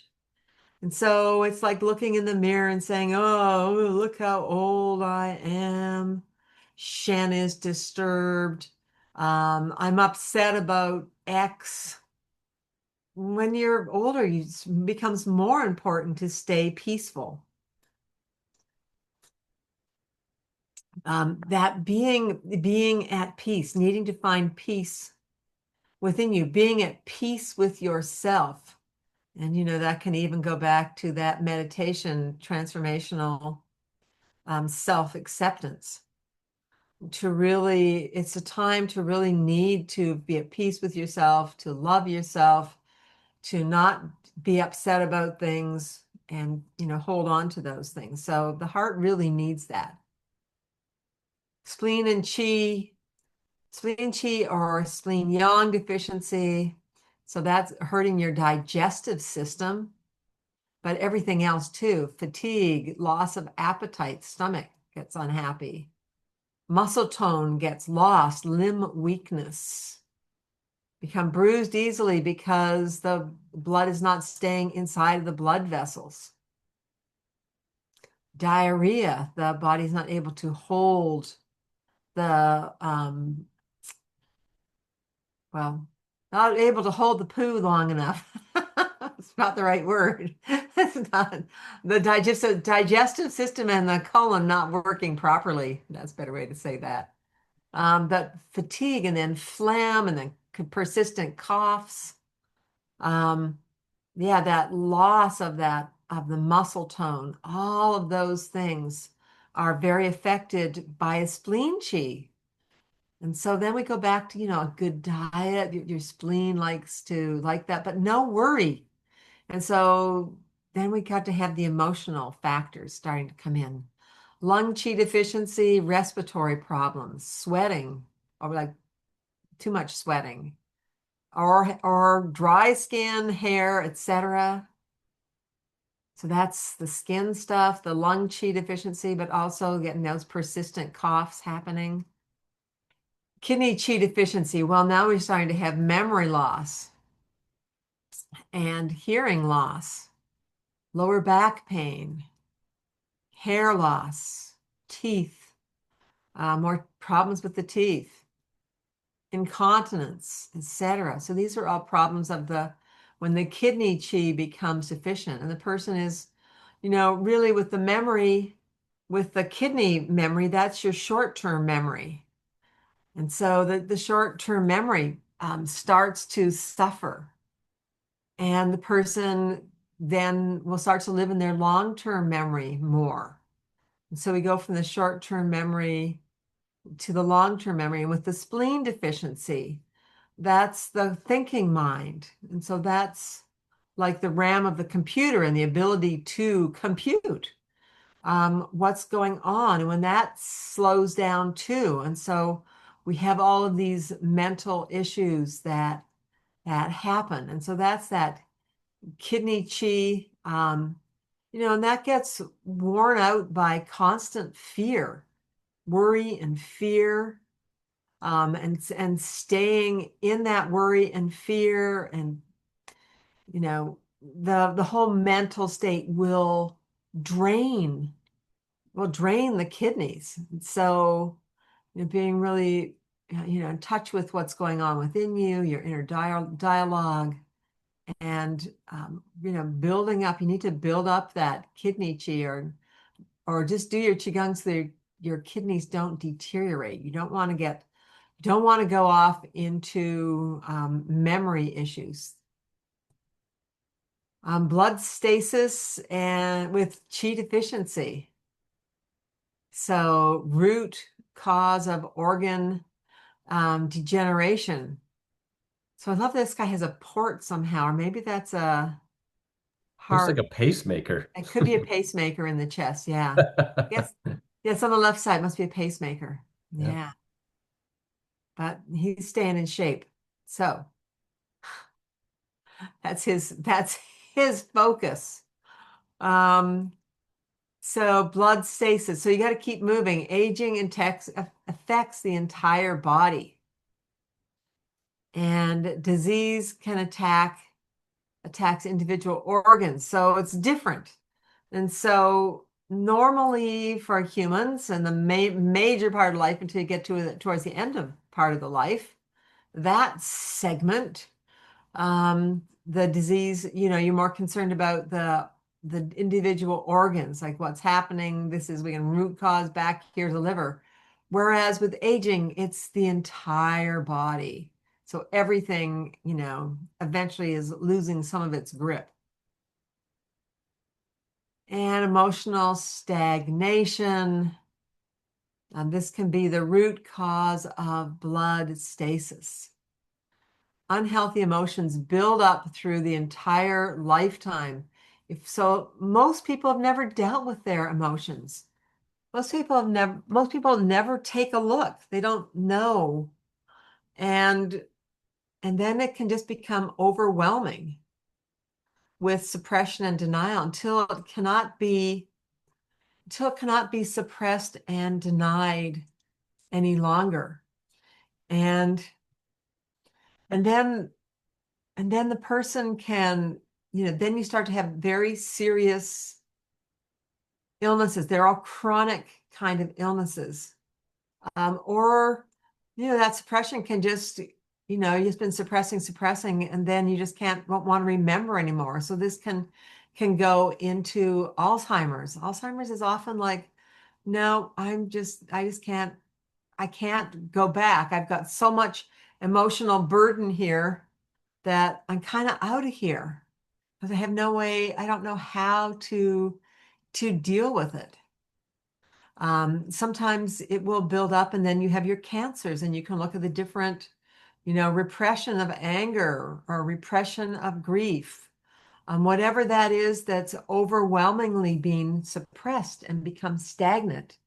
So those are, the results. Those result in cancers, unhealthy emotions building up through the entire lifetime. That's when a lot of these illnesses, major illnesses, show up later in life because there have been so much emotional repression, suppression, denial. I mean, this can go into MS, can become Parkinson's, a whole host of of sort of more long-term chronic diseases can show up. Relentless negative thoughts and judgments. And people live in this kind of cesspool of negative thoughts. So it may be irritated, angry, and overwrought. Can damage the heart or spleen.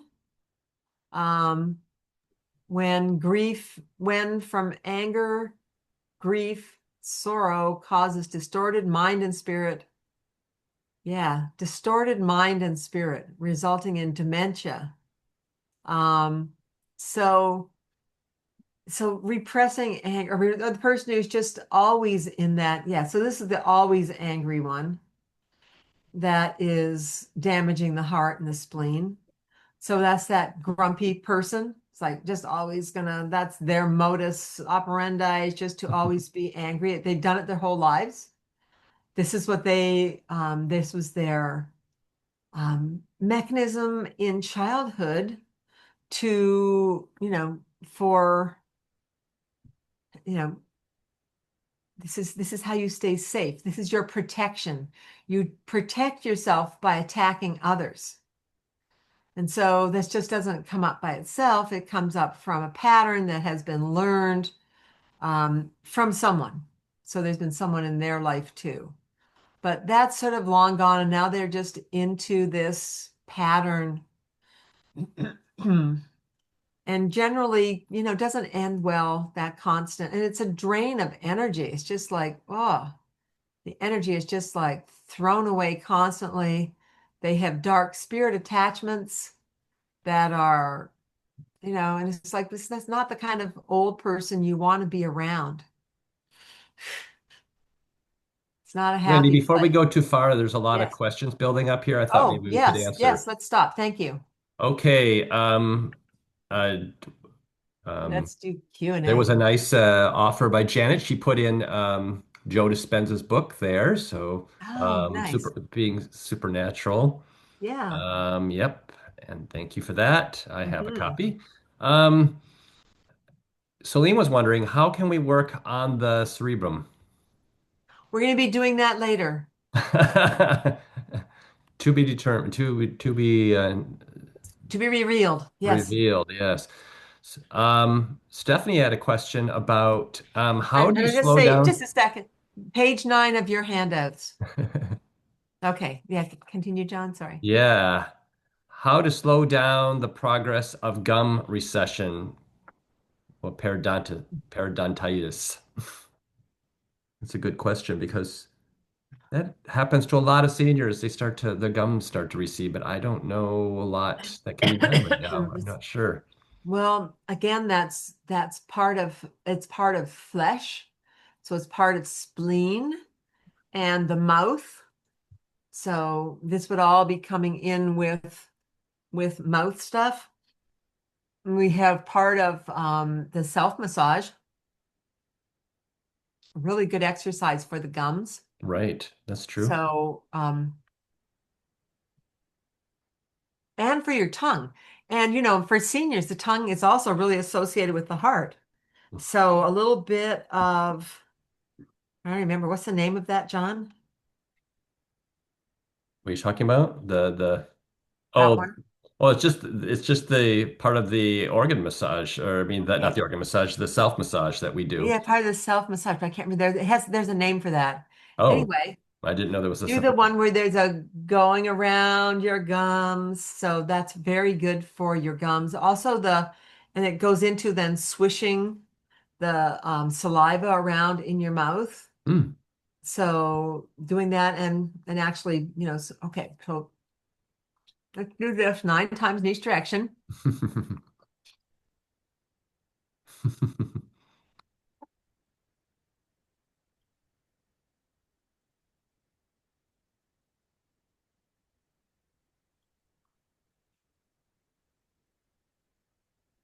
And then you can do the pressing the tongue against the back of the teeth. Don't swallow your saliva 9 times. Or did I do the other way? I don't know. I'm doing both directions. Okay. Both directions. Anyway, you can do 18 of those, but or you can build them up. Anyway, tongue on the back of the teeth, pressing 9 times. Then lick like an ice cream cone 9 times.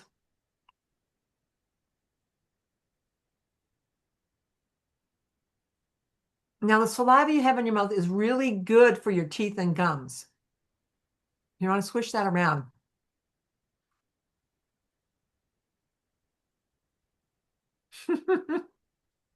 Swishy, swishy, swishy. It's also really good for your digestion. So then you do a nice slow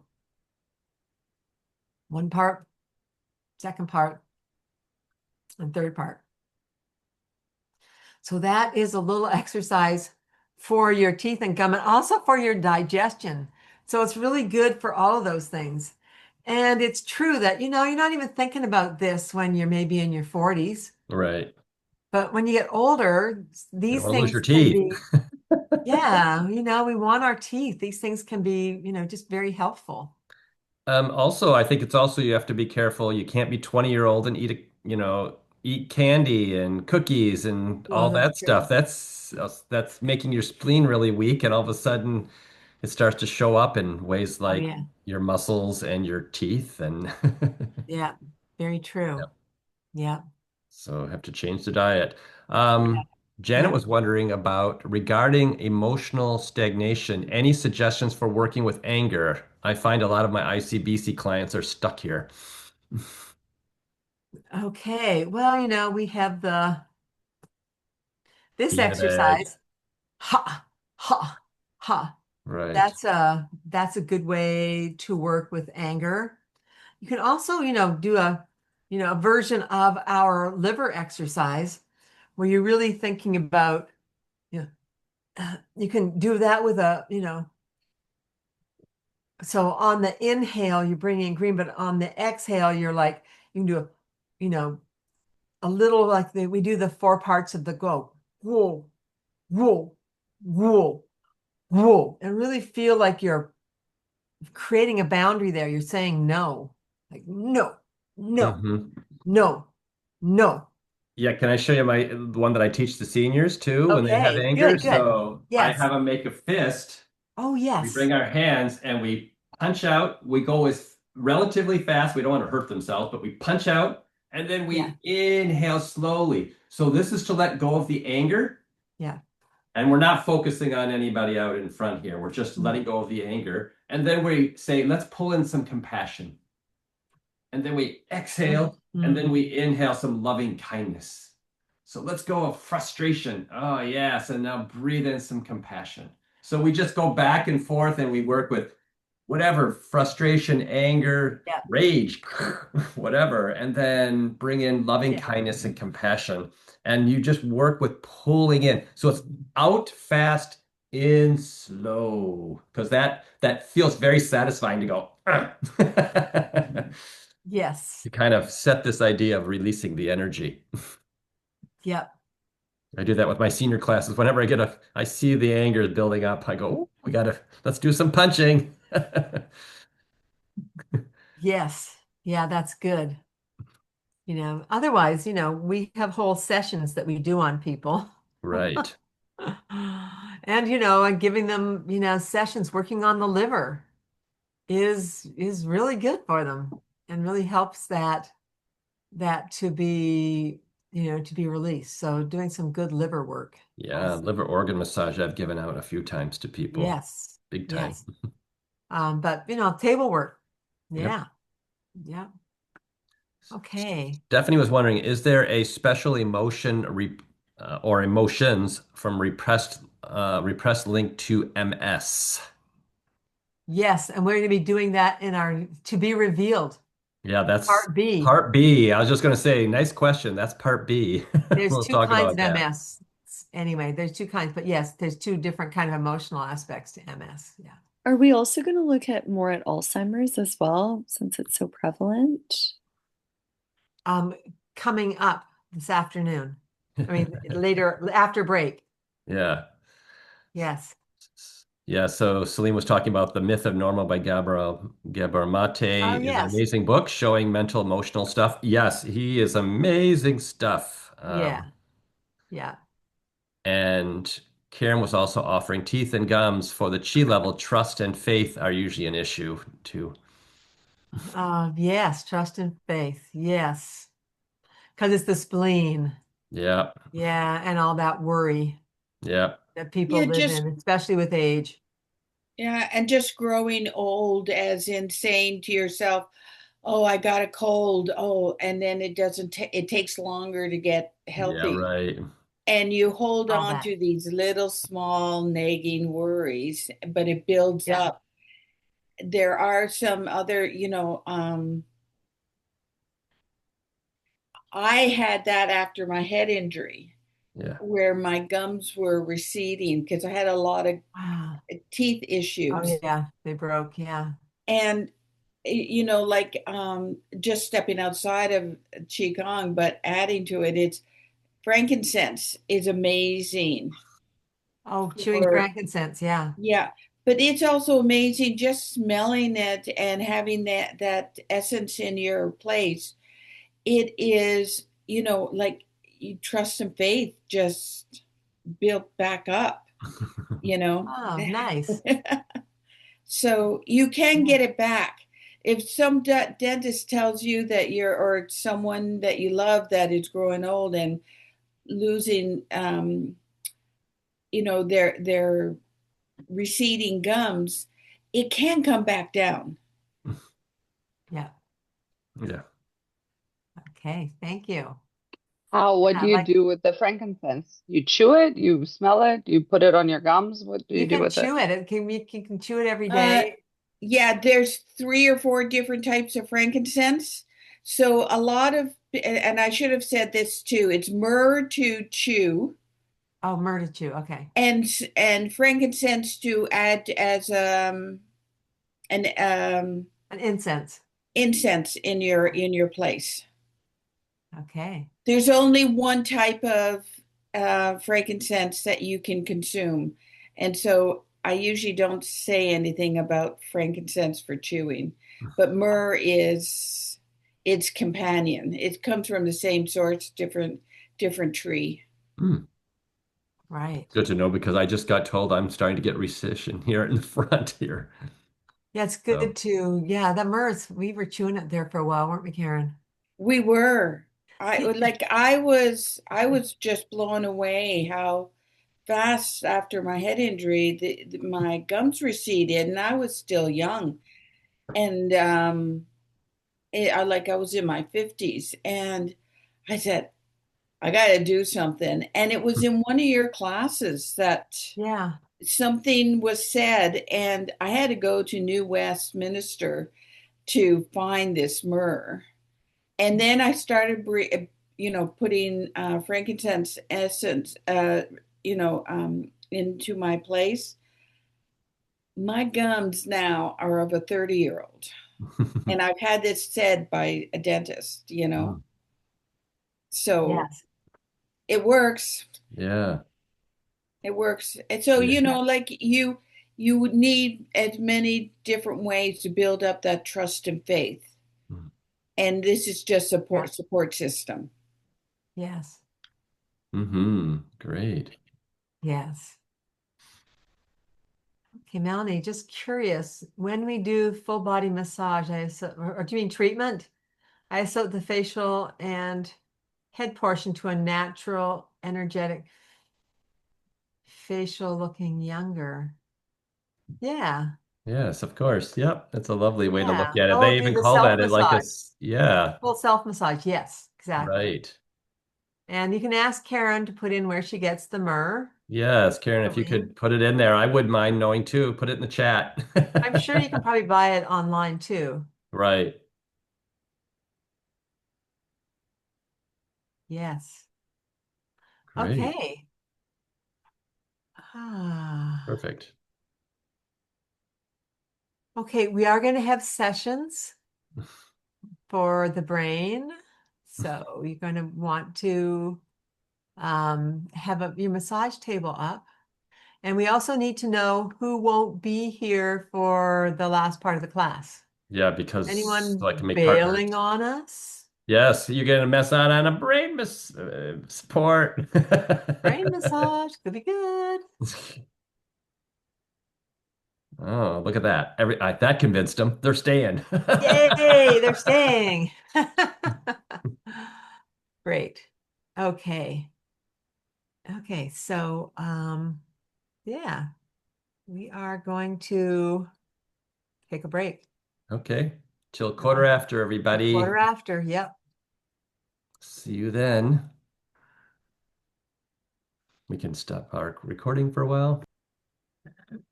Okay, everyone. Welcome back to Geriatrics. Guess it's an ology. Is it gerontology? I know, is it pediatrics and ology? Anyway, Gerontology, isn't it? Gerontology and is it what's pediology? I don't know. I don't think there's a pediology. I think it's a pediatrics only. So Yeah. okay. Myrrh resin.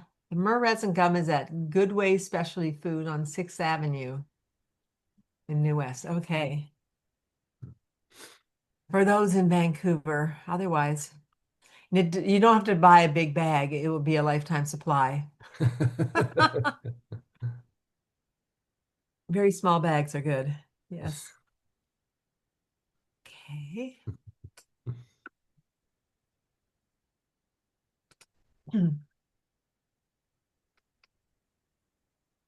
Okay.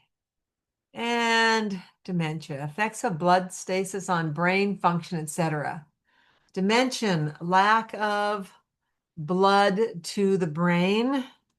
And so you can see the normal brain on the left and the brain on the right, having lots of holes in it coming from Alzheimer's. Now, the brain is not, it's a receiver. It's and and there are those who have been known to live normal lives that don't have a brain. There was just liquid there. There's just a brainstem. You can look it up. People who, people who live without a brain. So it's possible, and so much of it is, in our mind. So can this recover? Yes. So we have to, get out of this idea. We have to remember that energy comes before matter. So, okay. So, dementia, the lack of the blood flow, it is, they talk about it being plaque in the brain, but there seems like that now that whole direction turned out to be bad science, that there was somebody who just promoted that idea. And it basically, they say that took all of the work on dementia off track for about, 20 years or so, because they're all trying to figure out how to get rid of the plaque in the brain. And they were able to get rid of all the plaque in the brain, and it didn't do anything to help the dementia.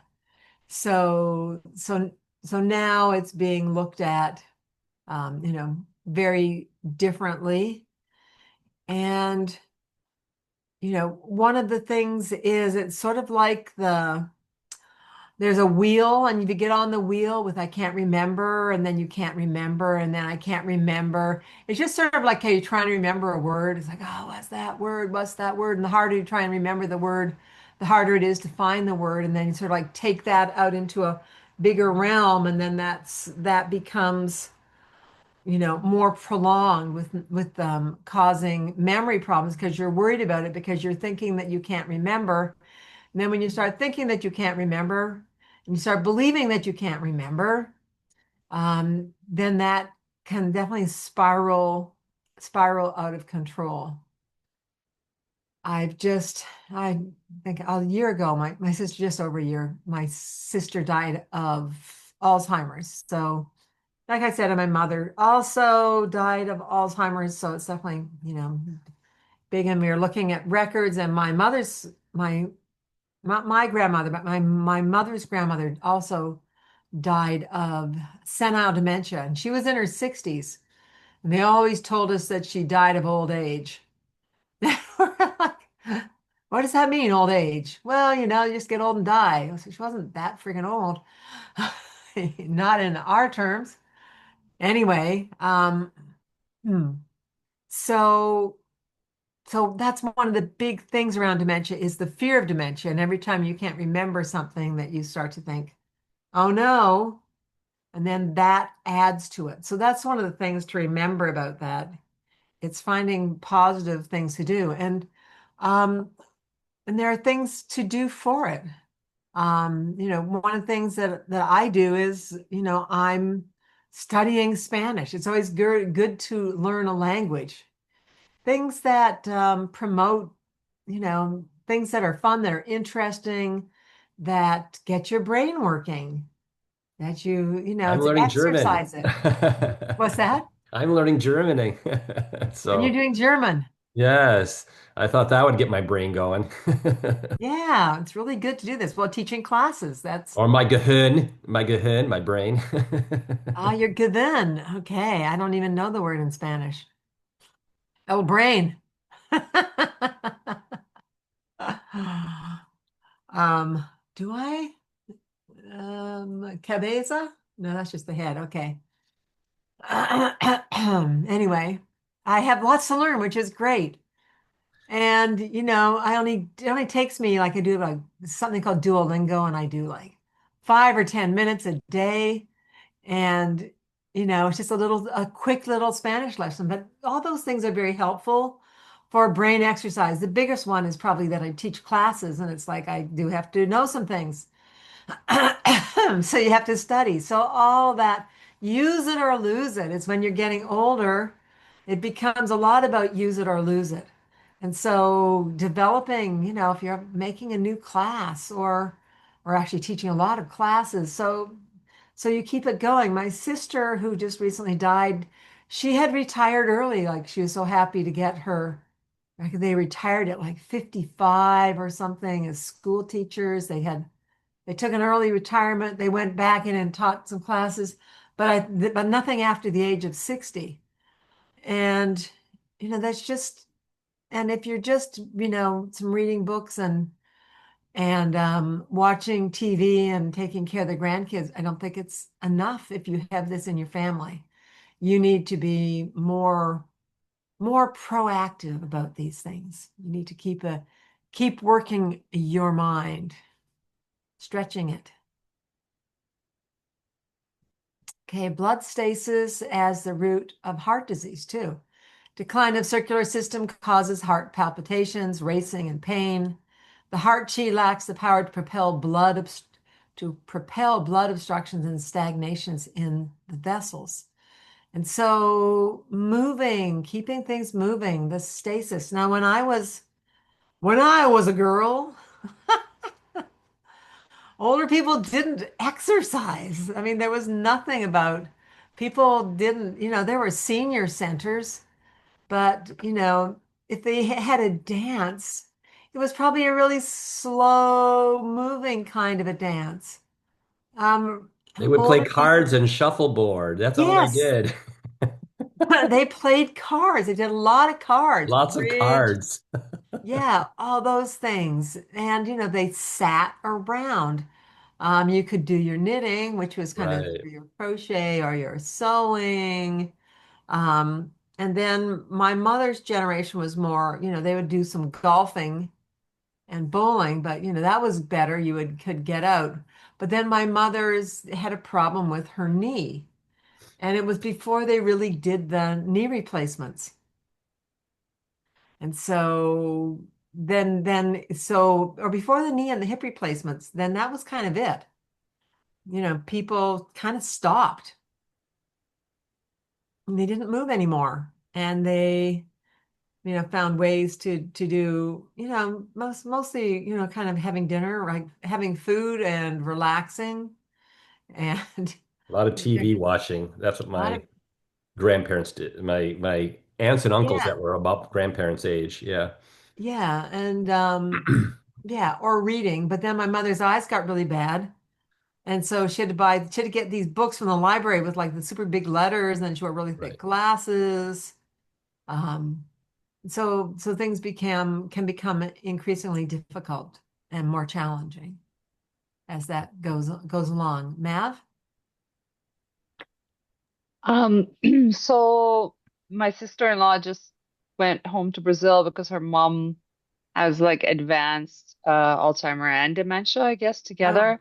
yeah. And they were so close when she was well, and she's having a really hard time just Mm, understanding the like rapid decline of her mom and her being right. able to her faculties and all the her Yep. things.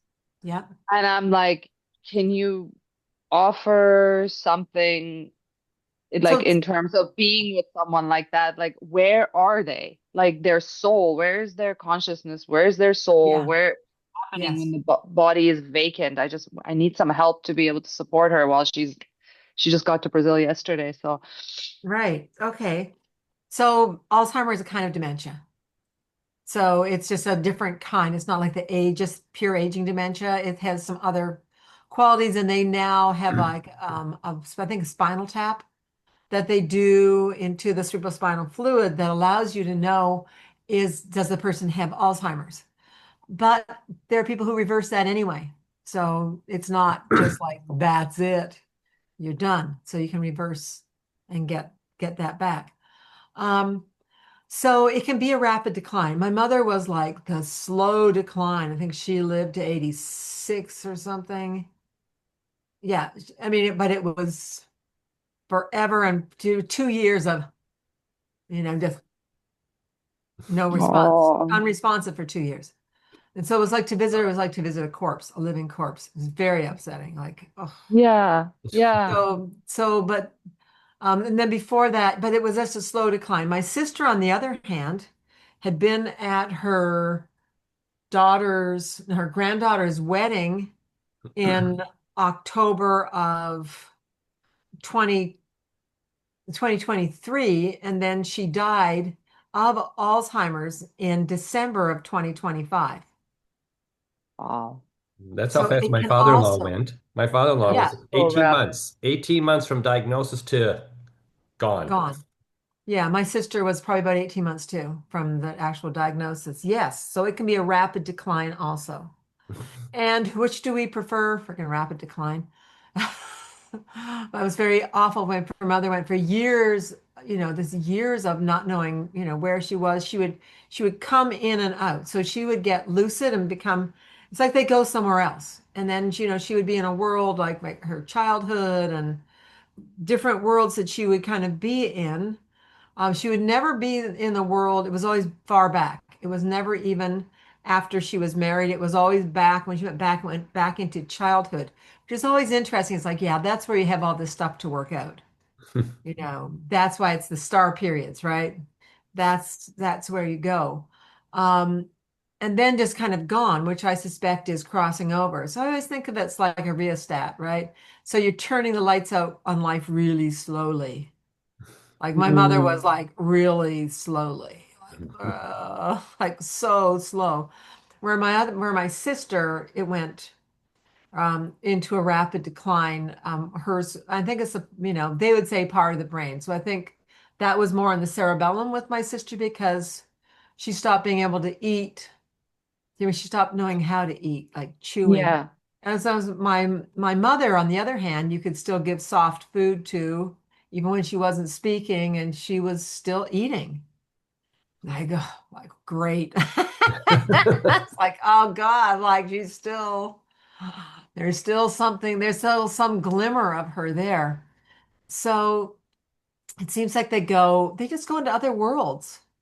So, but they get very scattered, and it took a long time to be able to feel my mother on the other side because, Yeah, that's what I was wondering. yes, because it feels like it kind of scatters the consciousness. That didn't happen to my sister, who had the rapid decline.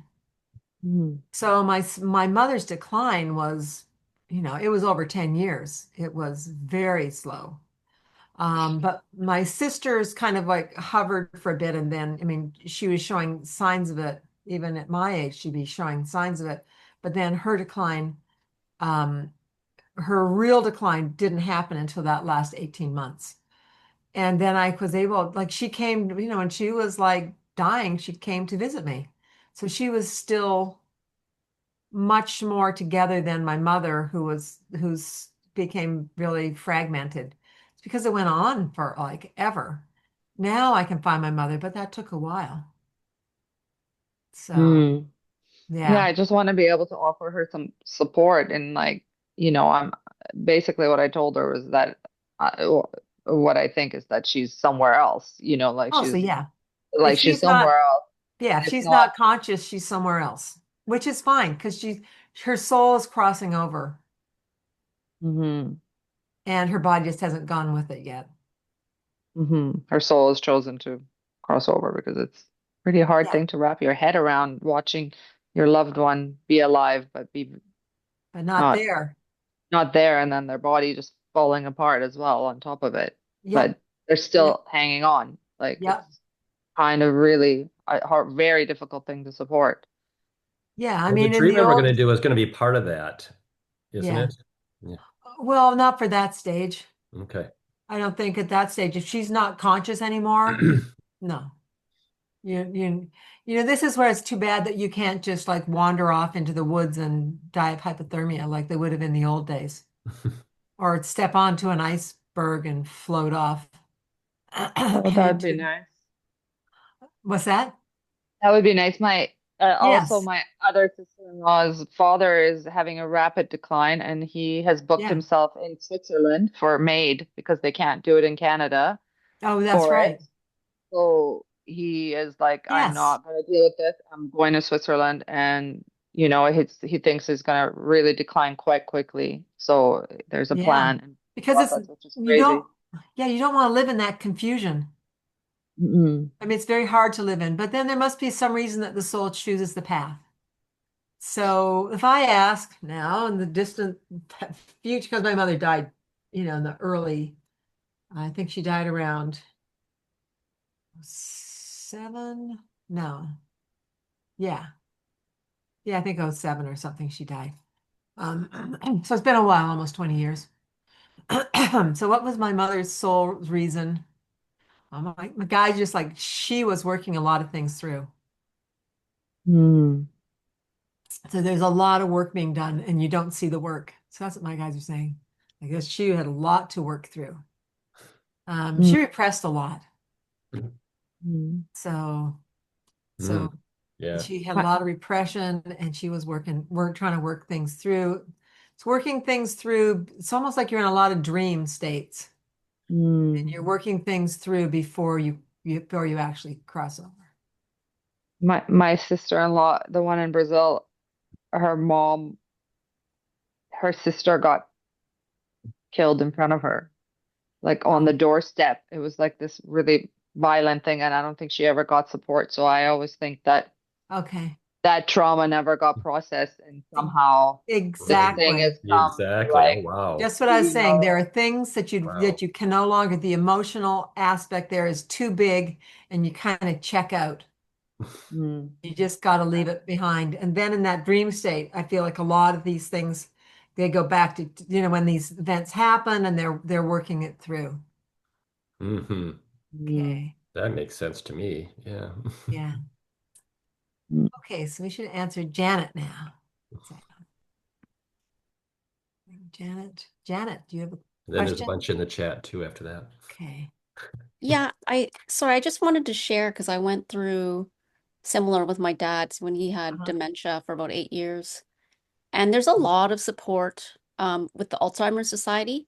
There are workshops that you can go to. They have workshops all the time that are free that support families because there's so much shame around dementia too, because they kind of hide that they don't Oh remember yeah. as well.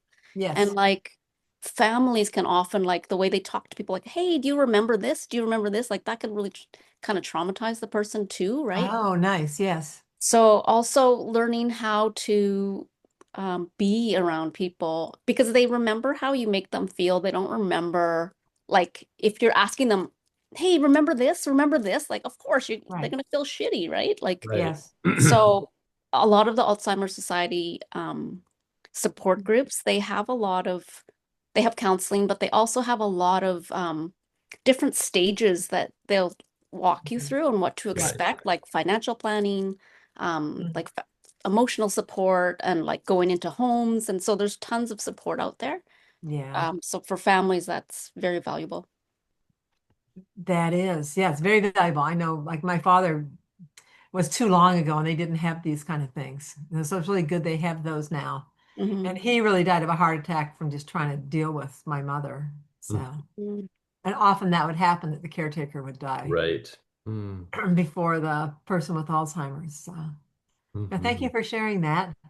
One of the nice things you can do too is play the music from when they were young. Oh, yes. That totally brings something out for them. Yeah. Yeah, like because music is not verbal and it goes to that distant memory. It's like the smell of cookies and There's some music. wonderful videos out there if you want to look at that of people in Yeah, nursing homes that are just kind of completely catatonic almost. They're just don't do anything and they put music on and they just come alive again and they'll even maybe dance in place and it's amazing. They just come back to some memory that gives them yeah. so much joy. And It's then awesome. they can also often communicate well from that state of Right. mind. They get lucid, Yeah. brings them back into lucidity. I Hmm. remember my mother's 80th birthday, she was suddenly lucid and gave a really nice thank you to everyone who was there. She Wow. just did this whole she had not been there, and all of a sudden she was there. She gave this really lovely, and then, a couple minutes later, she was gone again. So they can come in and out. It's very, very interesting how that worked. I just really felt the power of her coming back in to do that. It was very, very sweet. Okay, so we had some questions in here. Well, I think the one of the questions you were answering for Mav that Celine was asking, what can be done to support people in these states to make it Yes, I less love. stressful for them? I think we've been Yeah. kind of discussing that a little bit. Yes, we did. And then that was Yeah, I great to think hear you that there's just a answered it like the music. I was Alzheimer's. thinking the people who have Alzheimer's because it's so like it's so stressful for them not to remember. So like how Yeah. to make it more, I don't know, easeful for And them. one thing that I do, this is something I do with Alzheimer's clients. This is something to just, if you're working with clients, is like Janet was saying, they don't remember what you say or anything, but they remember how you make them feel. So I used to have this client at one place that always was trying to get ready for school. She was like, she would get up and she would get ready because she had to go to have an exam, or it was always something stressful, like I was going to miss the bus or something. And you learn, because the attention is going to be very short on those things, that you just go with it and go, oh my goodness, you got an exam today. We should do some breathing so we can be nice and set, so you can be thinking straight and you can do the exam, and you just stay with whatever energy's there. And usually in about a minute or two, they've got some good breathing and they moved on to something else, and then you can go where that is. So it's kind of just playing with what's there as opposed to fighting it. And they stay very calm when you do stuff like that. Yeah. Okay, so we're gonna move on. Okay. Oh, do we have another question? Well, no, I think it was just a comment that Okay. Ramos was Yeah, saying my grandma's 103 and that's so great. is full dementia, but once in a while she'll come to and recognize her children. She's been in bed in a care for a couple of years. She's always been very Aw. easygoing, happy person. I think she feels that she doesn't want to rush anything. That's so cool. Yeah, and at 103, that's like fine to have dementia. Right. The Okay. next one's just Stephanie having to step out. Yeah. Okay, so here we go.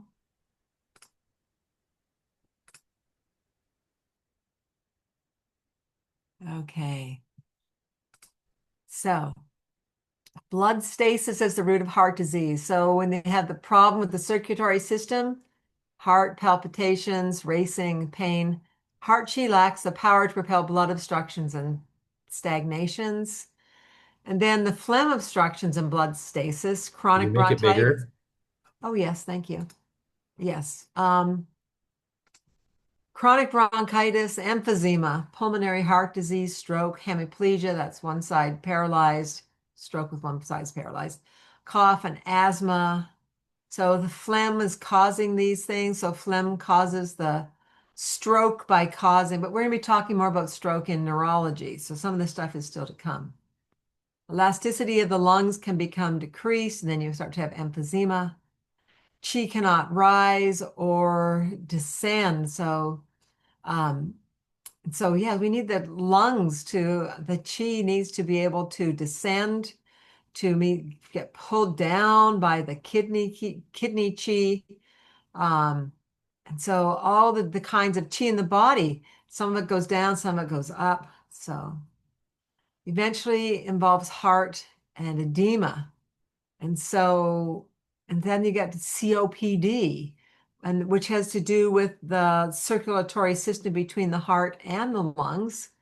And when that starts not working properly, and then part of that would be edema, where you're not able, where the body and the breath is not letting go of the dampness in the body the way that it should. So main factors that contribute to development of old age. So constitutional deficiency, weakness, and deficiency, yes, caused by a major deficit of the source chi. So just getting older, the bank account's getting lower. The five taxation, exhaustion of one yin organ burdens the whole system. So the six extremes, diseases caused by extreme deficiency affecting the blood, the sinews, the flesh, chi, bone, and essence. So this is extreme deficiencies. These are what is affected by extreme deficiency. The injuries, climate overexposure, overeating is hurting the spleen, heavy lifting. So no heavy lifting or sitting on heavy lifting starts to use up too much of the kidney chi. How do we know that? Because if you imagine picking up a piano, um, like lifting, it goes right back down there to the lower back and the kidneys.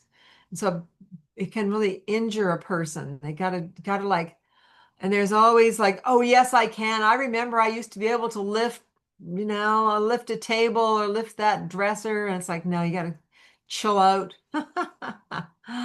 And too much sitting in the cold and wet also injures the kidneys. Cold drinks injure the lungs.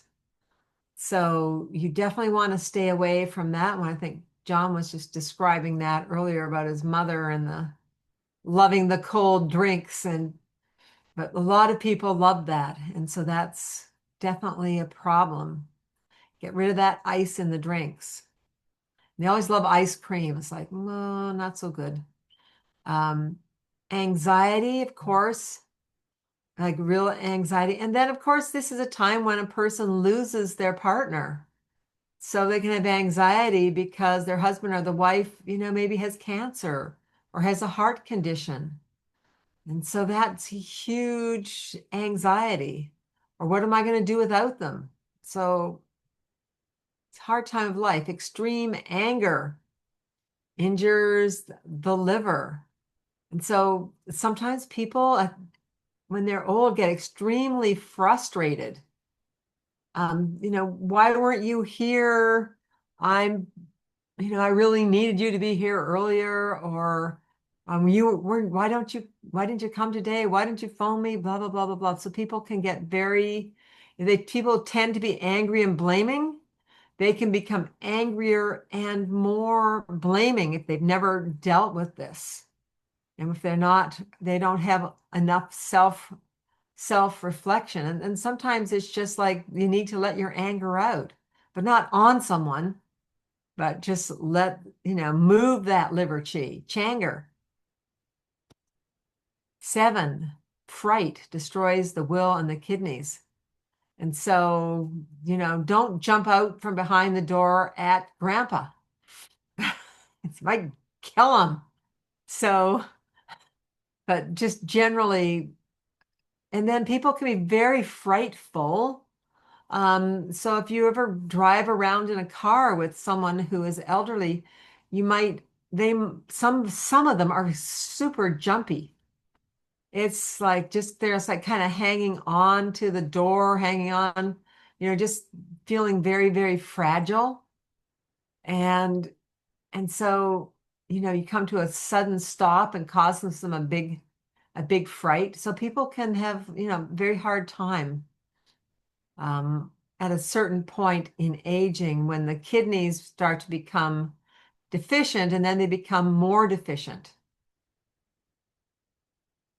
because the energy isn't there, the energy of feeling peace. So you want to practice meditation.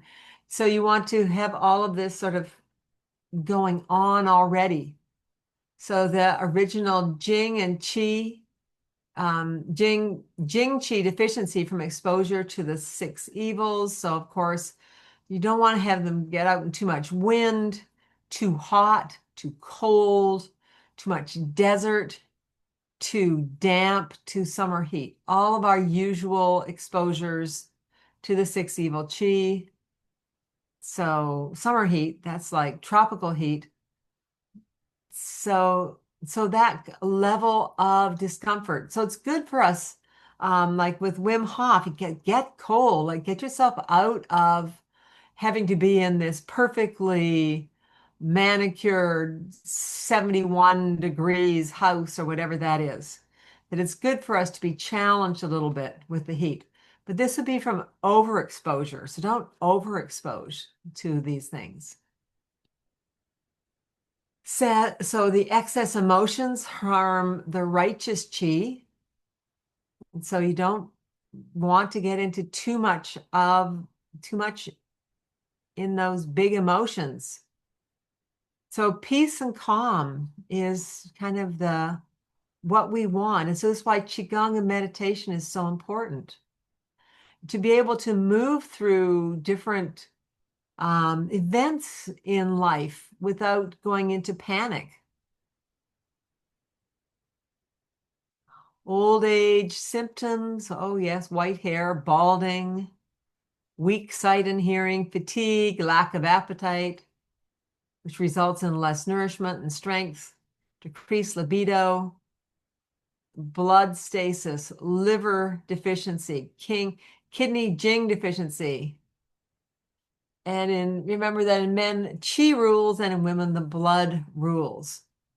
And so there's more of a tendency for all of these, for the blood to become slowed down, the liver to become deficient, kidney, Jing not to be as strong, all of these. And this can produce like insomnia, varicose veins, spider veins, engorged veins below the tongue used to diagnose the organs. So there's a whole way of looking under the tongue that generally it's basically looking kind of purple under the tongue. So if you should know how your tongue looks normally, and then it's going to get more towards cyanosis, which is the cyan color, the more bluish, almost greenish color. And that's all through the body. And that's the lips are one of the big places that you'll see the cyanosis. So the starting to get the more purpley or bluish color in the lips, which is showing that the blood again is stagnant. So again, needing to move.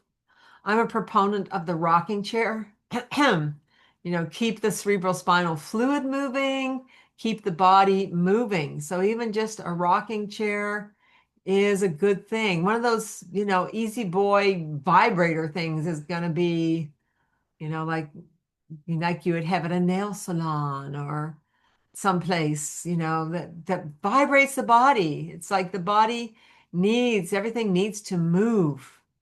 It's like tapping on the heels and sitting like going through John's Qigong process, tapping the body and all this good stuff. Also, age spots, scaly skin. I tell the dermatologist that I'm like a banana. I'm I'm getting a little overripe. Best before date is gone. I hear you. I'm getting some too. Getting those little spot here and there. Just a banana. Okay, urinary incontinence again goes back to your kidney chi. And it's like a sign if that's happening, it's a sign you better get back into your qigong. Building up the kidneys, bone and joint problems, kidney Jing deficiency, dizziness, vertigo, insomnia. Whew. These can be problems. Yes, I went there. I did vertigo. Oh, I've done insomnia too. Dizziness, yes. So things that you never had before you were older. But then again, you can turn these things around. Like I am sleeping incredibly well. My vertigo is just about gone. There's something there still, but I'm almost to the point where I'm going to learn my sword form again because I can do getting good in some other Tai Chi forms. You have to be able to stand on one leg for a while to be able to do that. Anyway, so edema, that's not a good thing if you have that swelling, shows up around the ankles, and you can kind of press on points on your body and see how long it takes for the spot to go away to see if you have swelling. But yeah, there's a lot of things involved in there, but it can be the heart involved, the lungs involved, and the kidneys involved in that. Deficient heart and kidneys. And also some lungs, some chronic pain, chronic disease conditions. Ooh, you don't want those. Chronic pain, that's not fun.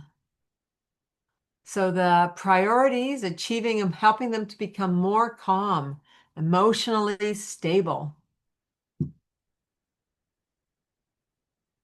Yes, doing Qigong. There they are doing Qigong out in the under the palm trees. Yes, sitting down.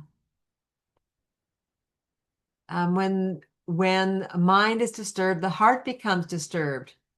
So you want to teach people Qigong to quiet the heart, balancing heart and kidney Qi. The heart must descend to the heart Qi has to go down to the lower Dantian to calm the mind. So all the meditation, seniors benefit greatly from meditation and Tai Chi, Qigong for well-being in dementia and aging, by Stephen Rath as a book. I should give you that link to both sitting and standing Qigong. Let's see, improve Qi and blood circulation, get them moving. Yes. And improve Qi and blood circulation, get them moving, and teach them the microcosmic orbit. This is good to do, water cycle, fire cycle, move the Qi. Further observations, being creative increases the quality of life. Yes, you really want to get them to, all different ways. And people want to be useful. And it's also fun to hang out with, people your own age. That can just be a helpful part of aging. Companionship, yes, people lose their mates, their families, their friends, and also lose their purpose. They lose their animals. That's a really hard one too. And so there's a lot of loss. As a person gets older, that becomes like a tidal wave of loss, like your whole world, all the people that you knew start to disappear. And that can be hard. And then you can kind of be jealous of the ones who went sooner. It's like, well, how come I'm left behind? 50% of men die within 1 year of losing their mate if they don't find a new mate. So that's kind of crazy. That's a lot of men they are all about their mates. Very sweet. Care about that person in their life. Doing spiritual, social work, volunteerings, etc., can be very fulfilling. And that's really true. So volunteering and all of that kind of work, when you see the opportunity, is a great way for people to stay active. And staying active is fulfilling, and then you're feeling better, especially if you're losing people. So what can you do? And people with pets are healthier. So when you age and you have a kitty or a doggy, or I don't know, a horsey, a bird, a parrot, somebody, that little unconditional love being, that can really help people. Over medication is rampant. And remember that more than 3 prescriptions is too many, and half doses are safer. So people get huge amounts of prescription drugs, and they just do what the doctor says. They've always done what the doctor says. So the doctor says you need this, this for this and that for that. And, oh, and everybody needs statins. And they also have these effects on people, like statins gives people a feeling of having dementia. And Parkinson's symptoms. There are 22 prescription drugs that can bring Parkinson's symptoms. So what's going on with the person? Is it because they're on, and every time you get more than 2 prescriptions, they have no way to know what this drug interaction is doing. So many things to be aware of. Yeah, the statins very much give dementia symptoms and a lot of other symptoms. And I don't know if they're still promoting. They were just like pushing statins on everybody. It's like they were like doing, you should do these preventatively. Like what? Preventatively? No way. Anyway. Okay, and then a sedentary life. Most beneficial things to do are Qigong, Tai Chi, walking, mild aerobics, and weights. And so it's great to have, I walk every day. I do my Qigong every day. I'm doing Tai Chi every day. Hey, I'm doing okay on here.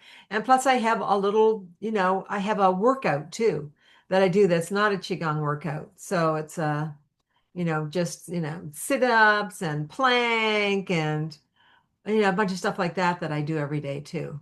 Hey, So me too. yeah, I just feel like we need to stay in shape. Yeah. So, yes, we're not on the farm. We're not, tossing hay bales. So, yeah. Bone density improves with Qigong.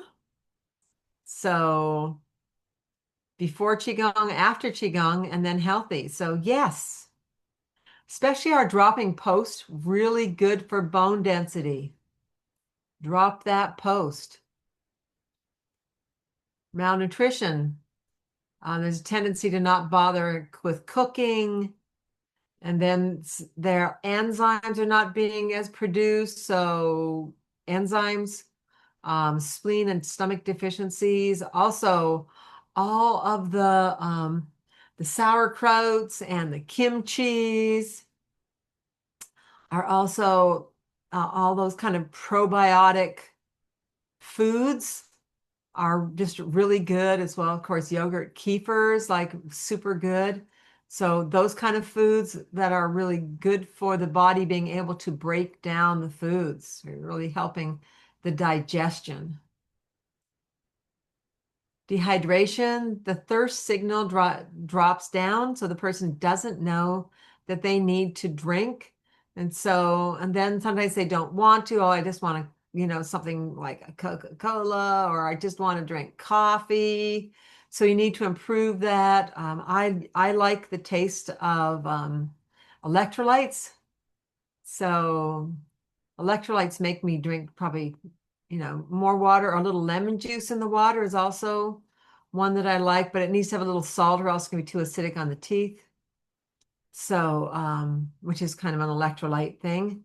So different ways to get people to drink, or make a little herbal tea with maybe a little dash of honey in it or something. But finding ways, or better still, some monk fruit in it, but getting people to drink, like, oh yeah, I'll have a drink of that. Liver, kidneys, and the whole body will break down if they don't drink. So everything stops if they become dehydrated. And that can be really big, especially if they're living on their own. And so it's important to really get that going. Insomnia can come from deficient kidney qi. The Wu Jing Shen, not being able to control the Po, and so there's like worries all night. So that's the Po by the name of, what's that Po? One of those Po was the insomnia Po that wakes you up in the middle of the night and makes you worry.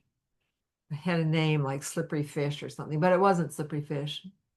It was like nighttime invader, but not that either. Yeah, I'm trying to remember too. It wasn't Yin Bird. There was a bunch of them. Yin bird. No, it was yin bird. Was it Yin Bird? Yes, the little bird that talks in the yin, in the dark.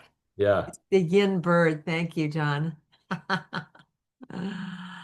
Yes, affects the mind and can lead to dementia. So you can't go without sleep for, it's good to, well, there's that tribe that doesn't sleep. So it's always good to not panic about not sleeping. But anyway, just trying to finish our things because we have some sessions to do. So treating dementia, study shows 80% improvement with Qigong. Yes, 45% with walking.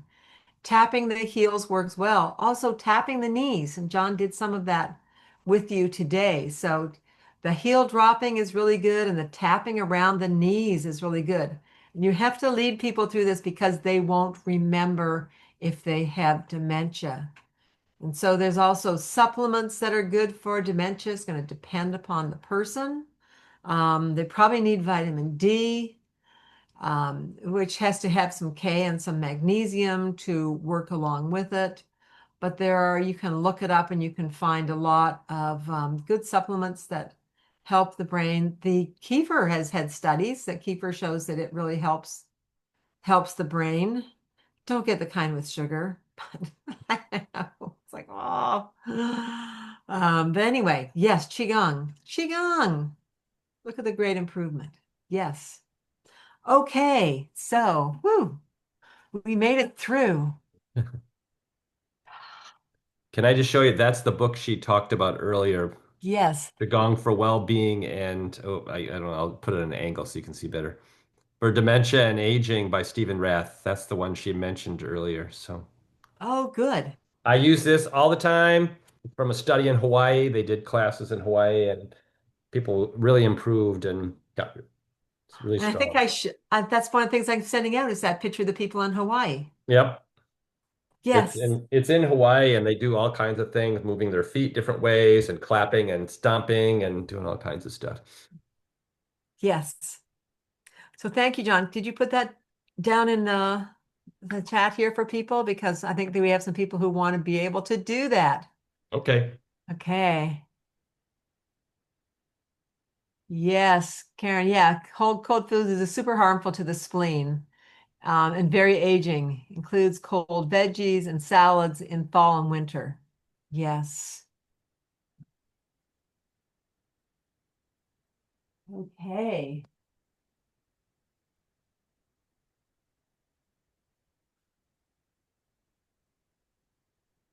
Okay, so thank you, John, for putting that in there. Well, actually, Celine did. Thank you, Celine. Oh, thank you, Celine. I just started to type it, so I won't bother now. Okay, yes, thank you. Okay, so on page 8, no, page 9. Page 9, we'll be doing a lot at the head here, so.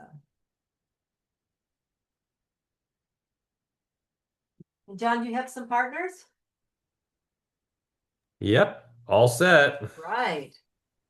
Okay. So we're going to be doing some moves, and I think that will be good just following me as I do it because you can kind of get the idea here. But just a comb, diagnose, fill the taiji pole with light. Doing all of our usual things. And then going on to the top of the head for 49 clockwise rotations, going downward through the body. And then we're going to go, which isn't on here, but we need to do this. Go to the feet and send blue light up into the kidneys.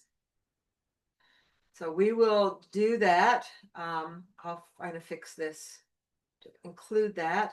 And then we're going to do the counterclockwise circular, just like we do with this exercise, but you're going to do that to the partner.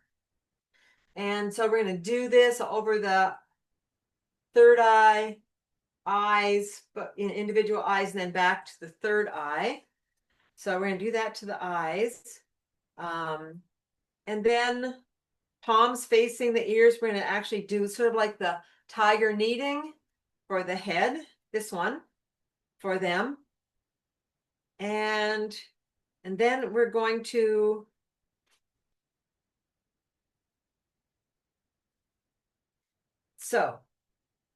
actually I move it. Okay.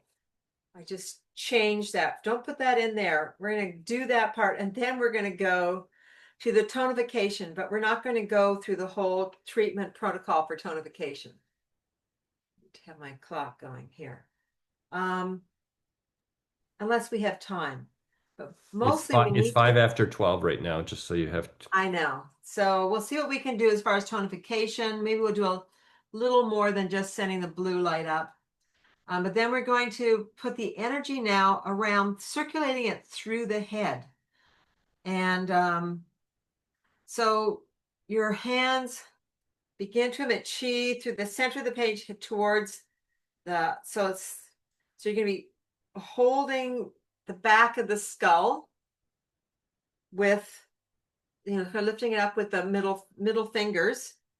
And you're going to be guiding that energy towards, from the back base of the skull up towards the third eye, towards the yin tang, and then guide that energy around the head. We'll also put some energy through the microcosmic orbit in the head, and then we will reverse these flows for a certain amount of time. So through ears, this is moving the chi through the brain. Okay, so yeah, so over the head is the second one. The next yin tang area over the head, falx cerebri, and again circulate it through and over the head using your attention. So a lot of that needs to be like the up the head, so it's more nourishing, more wet, like you're washing through the brain. But we do some back and forth just because it breaks up stagnation in the brain. And the whole idea here is we're going to like really move the chi through the brain. Through movement of 14 breath until energy flowing through the tissues. Yeah, basically you want to feel everything open up. If you're working with a person who's had a brain injury or problem, you want to feel this open up. And then you're just going to end with our microcosmic orbit, but it would be, for in this room here, we can do the fire cycle, but if you're working on someone with dementia, you're going to do the water cycle, because there's this need for the yin. So we're wanting to bring in this yin energy. Okay. So John. All right.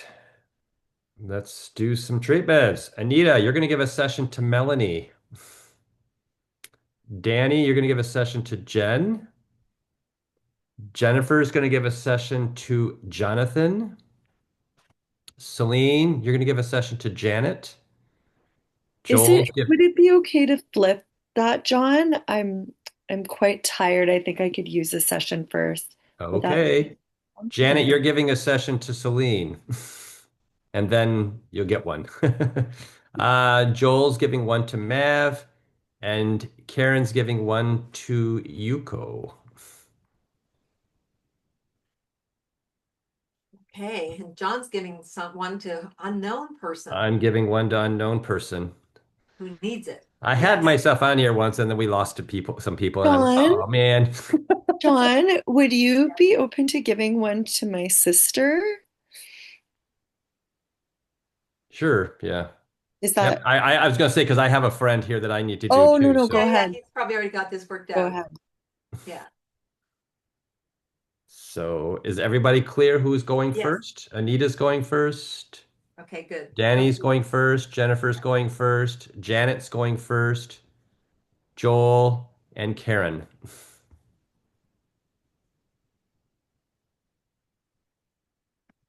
Okay. Okay, so let's find a place to stand.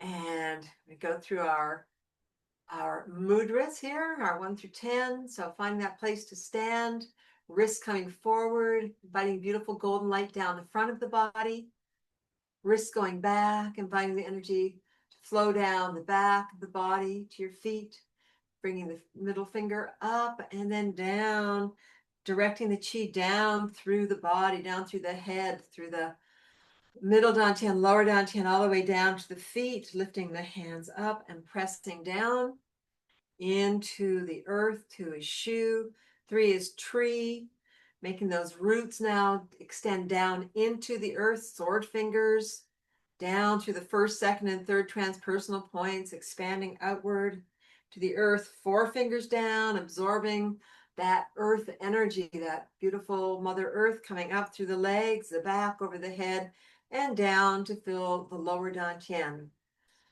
So letting that energy. Create steam, 5 alive, the lower dantian, steaming through the digestive organs, streaming through all the organs, through the torso, coming down the legs to the feet, down the arms, the hands, up the neck, into the head, lots of steaming energy, lots of vitality. And then coming out through the palms. That was 5 alive. This is 6 is thick. So 5 alive steam, 6 is thick. Into the Wei Qi field around you, coming around the feet, the ankles, the calves, the knees, the thighs, building up lots of dense, wonderful steam around the hips, around the waist, the chest, the shoulders, coming up to the neck. More and more steam until that opens up the crown and little rabbit ears towards the earth as you lift up to the first, second, and third heavenly transpersonal points, connecting here to the divine gateway, opening up and inviting the divine now to shine back down and illuminate the upper, middle, and lower dantians, coalescing into the Taiji pole. And now breathing in from all of the gates. 8 is gate, holding that second finger or ring finger, drawing that energy in through the gates until that Taiji pole. 9 is shine, the hands come forward as it shines out all around you. Nice luminous body, and then coming up with your arms to the divine, asking divine, great beings of light, guides, guardians, and angels to be with us, to work with us, to allow us to be vessels of healing energy in accordance with the divine will.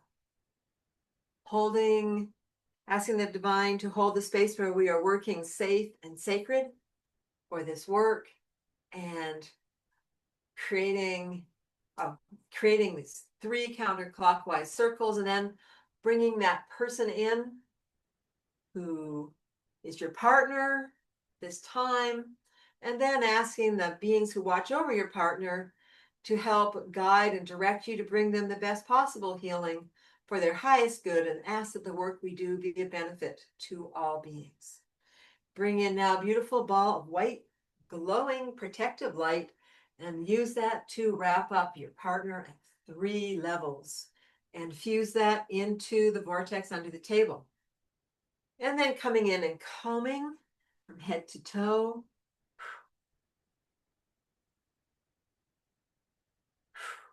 And we do 3 combs on each side.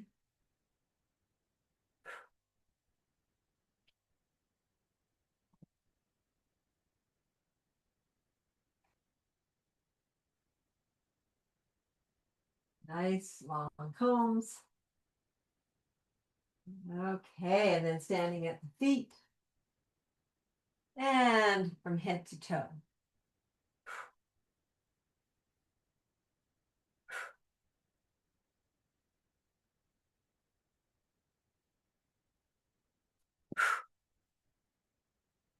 Okay, and then we'll just do some from the heels, some sonar. Coming up to the head.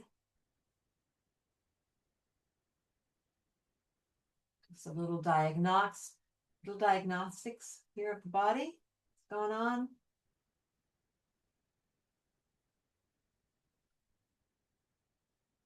Okay, I'm letting that go. And now we're going to come up and send some light down the Taiji pole, connecting to the divine, bring in our white light, sending that down.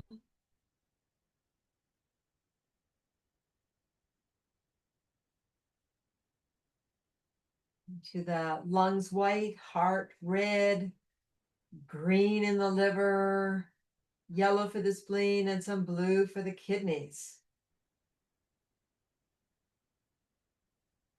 Okay, and now we're going to be sending some light circular rotation down through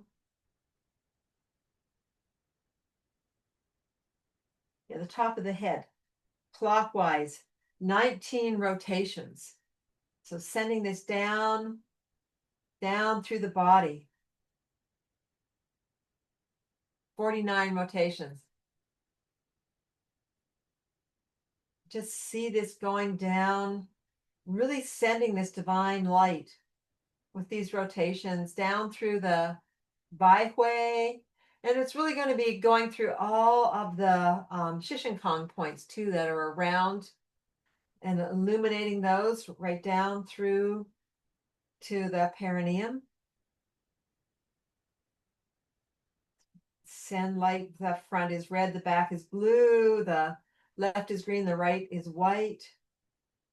So really sending light down through the body in this way. And okay, and then we are going to go because counterclockwise direction. Use again your sword fingers over the yin tang. And we're just going to do 18 rotations, not breaths.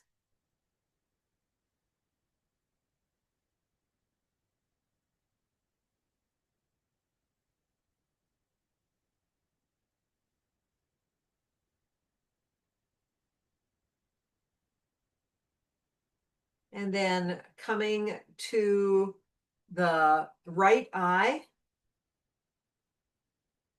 18.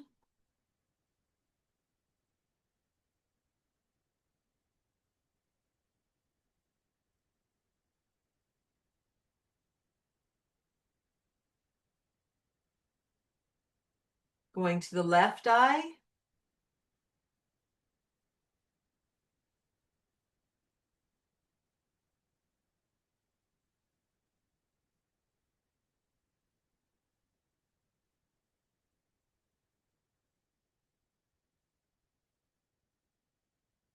And back to the yin tang.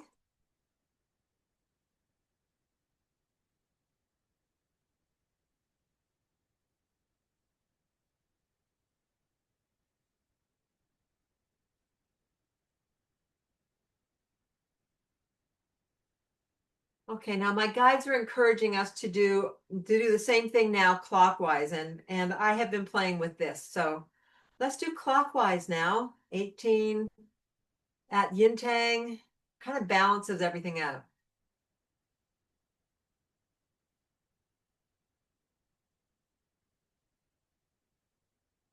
And after 18 there, going to the right eye.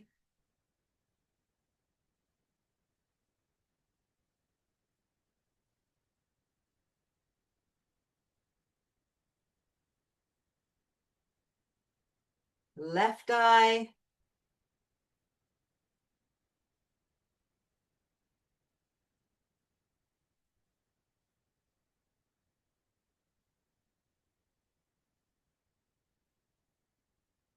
And back to yin tang.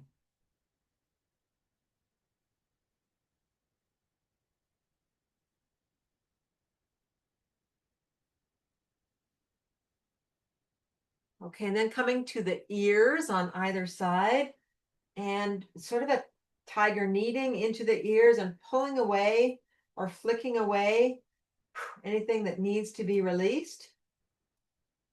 So pushing and pulling really on the brain. So you're really getting this energy moving in here, getting rid of that stagnation, any stagnation in the brain.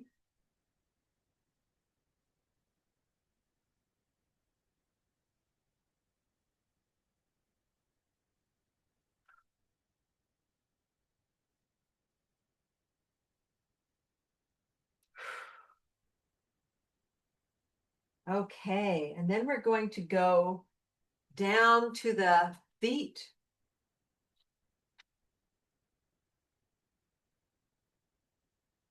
And we do have time for some filling here at the feet.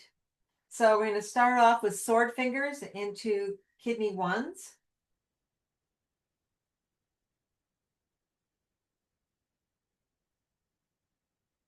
Blue light coming up through kidney ones.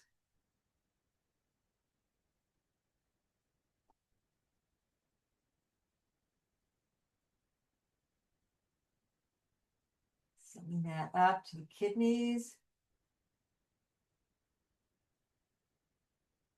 And then let's come over and embrace the left ankle on your right side. And just intending that to fill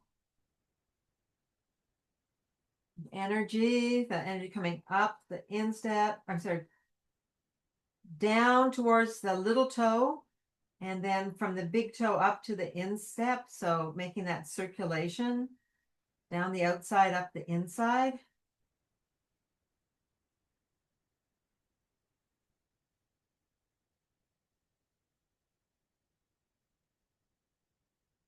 And then the other foot, filling with chi.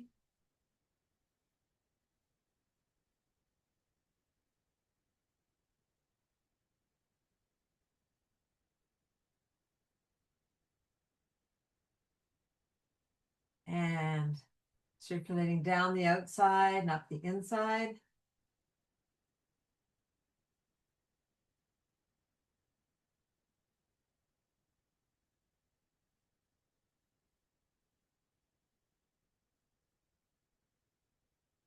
Coming up to the knee.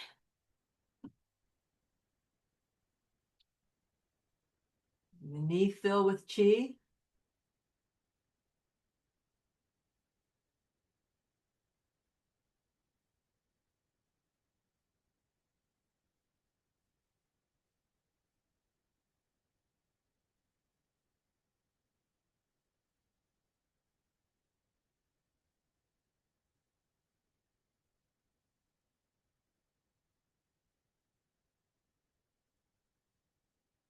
And bringing your hand down to the ankle and sending the energy up to the knee on the inside, down the outside to the toes, and around the lower legs, up to the knees, feet and knees. And then we're going to move across to the opposite side, filling the left knee.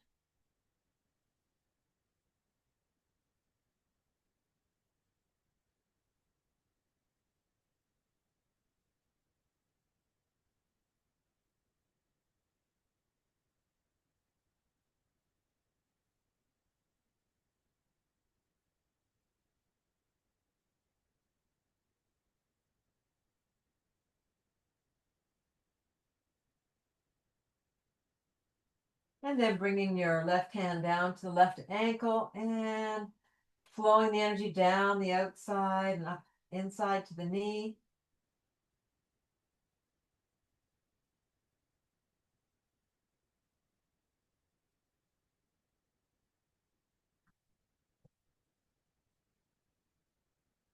And then coming up to the hip, right hand under the hip towards the sacrum, left hand on top towards the head, filling the hip.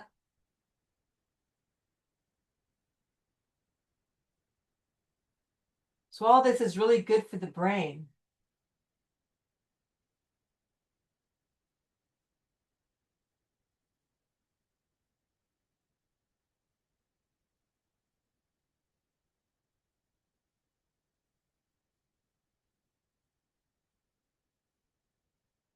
And bringing the left hand to the knee, circulating up and connecting the hip to the knee in the circulation.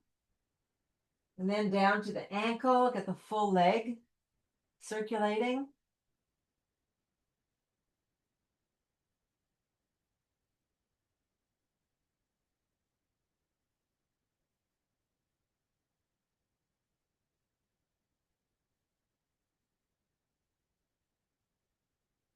And then coming to the other side, right hip,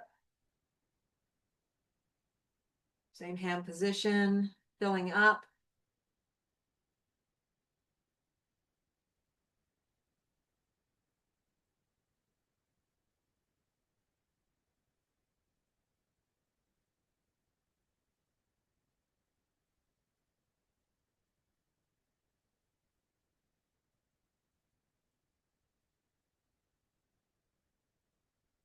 And then coming down to the knee.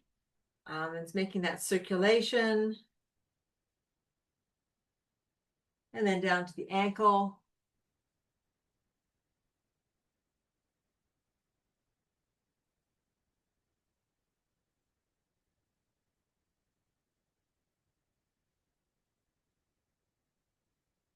Good. And then bringing the left hand behind Mingmen, the right hand on the kidney 1 point on the left foot, sending that energy up to connect to the kidneys.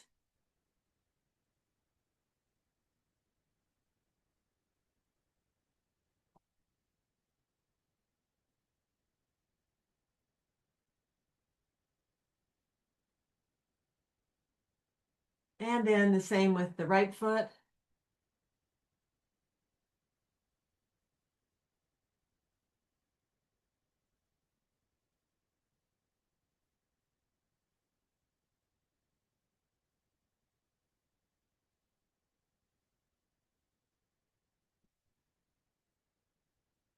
Good. And then coming up to the behind the head, the back, and putting your middle finger or your middle and second fingers are also good. Right at the base of the skull, and send the energy through to the yin tang, where it divides into going down around the skull, like over the ears, and making a double circulation inside of the head.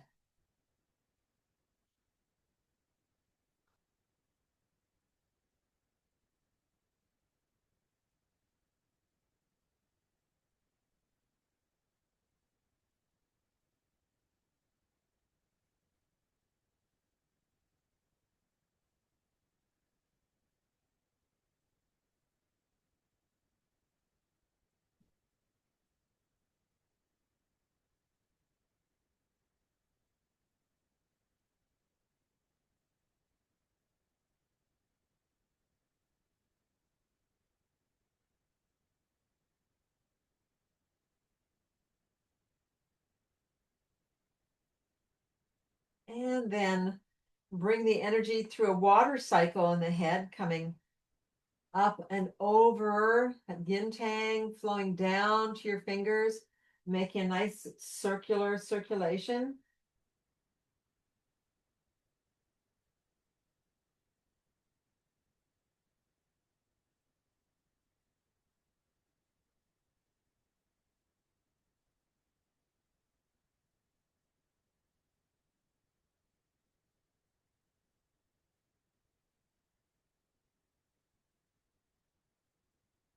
And then let's reverse the flow of that orbit.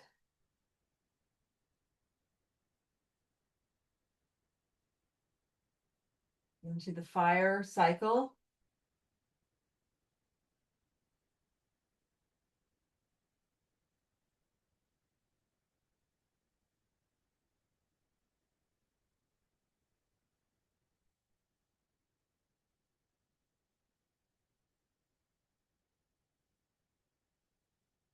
And then let's wrap them up. Let's come to the side and put left hand underneath the base of the neck, right hand underneath Ming Men.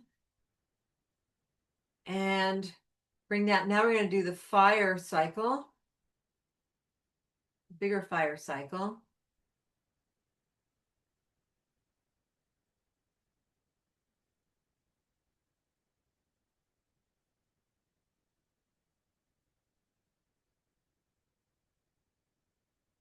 And if they were elderly, you might want to do the water cycle, but we're going to leave it with the fire cycle for now. Okay, and then we're going to wrap up here at the navel 9 times in each direction.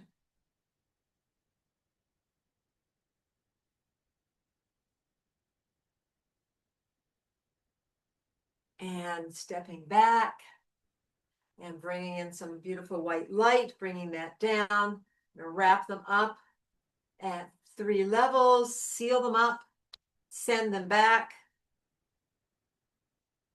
Again, wrapping them up, 3 levels, sealing them up again where they are, shaking off,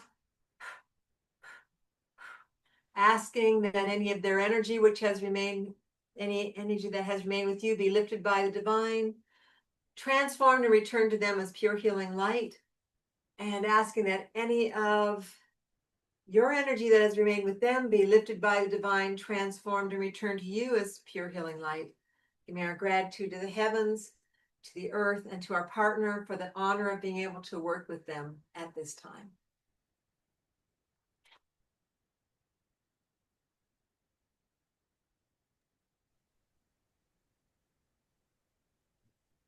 Do you want to go right into the next round, or it's 12:30?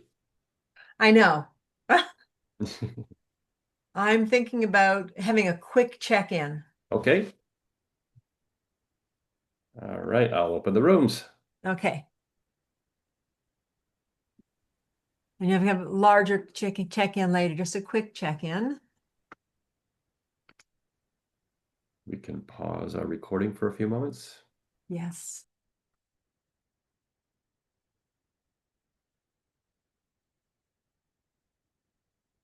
Okay, round two. Just a short, sweet little session. Okay.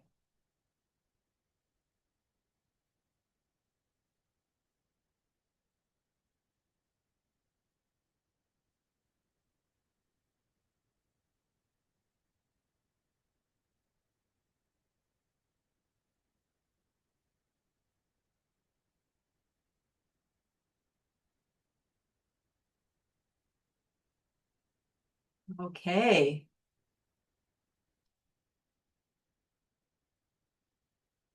We look like we're ready to go, John?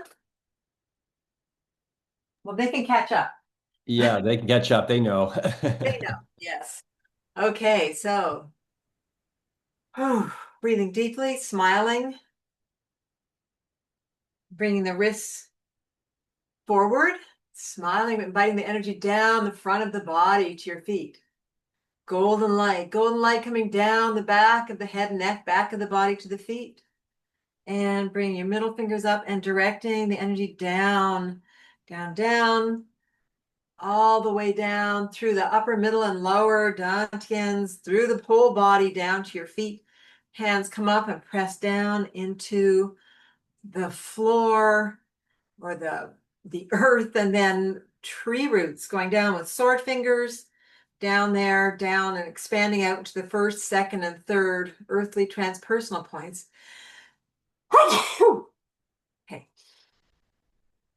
And then four fingers towards the earth and gathering up that beautiful Mother Earth chi, inviting that up through the feet and the legs, up the back, over the head, and down through the front of the body, down into the lower dantian, creating steam, five alive, and full palm, thumb comes out, and the steam now steaming through the torso, coming up through the torso, down the arms, into the hands, down the legs to the feet, up the neck to the head, building up steam, steam, steam. Just have a sense of that steam in your body. And then 6 is thick, the hands come out and move back and forth. And that steam comes out through the palms to fill the Wei Qi field around you with beautiful alchemical steam, coming up around the lower legs, coming up around the thighs, hips and waist, coming up around the rib cage, the chest, the shoulders, the neck, the head, building up lots and lots of 6 is thick, thick, thick, dense, and then coming up to the top of the head and lifting up through the crown to the first, second, and third heavenly transpersonal points. Feeling that and connecting upward to the divine and inviting this divine light, opening to the divine light now that streams down and opens up the upper dantian, middle dantian, and lower dantians, and then coalesces to form the taiji pole in the center of the body. And begin to, that's 7 is heaven, And then 8 is gate. Now, as we draw in, holding the second finger and drawing in from all around, front, back, and all around. Drawing that light in, drawing the energy in, bringing it all back in from front, back, left, and right, above, below, until that shines out and fills the first, the second, and third fields of Wei Qi. Good. And then calling upon the divine guides, guardians, and angels, beings of light, asking that they be with us, work with us, work through us, allow us to be vessels of healing energy in accordance with the divine will.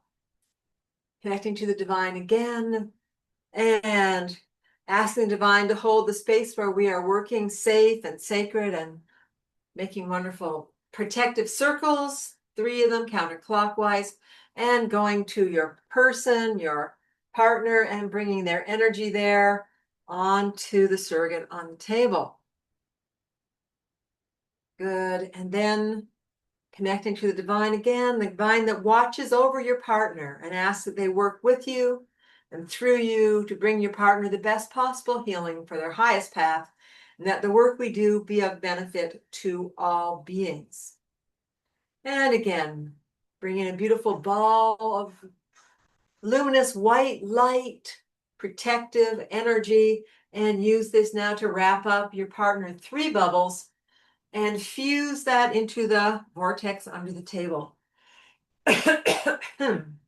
Stepping in, drop a grounding cord, their coccyx and your coccyx, and then start to comb from head to toe, right side,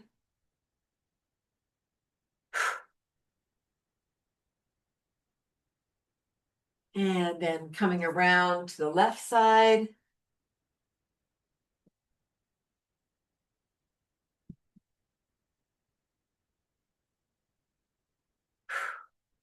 Nice 3 passes.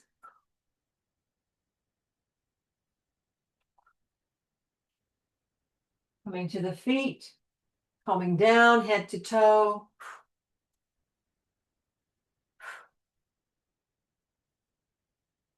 Picking up the heels, sending up some sonar.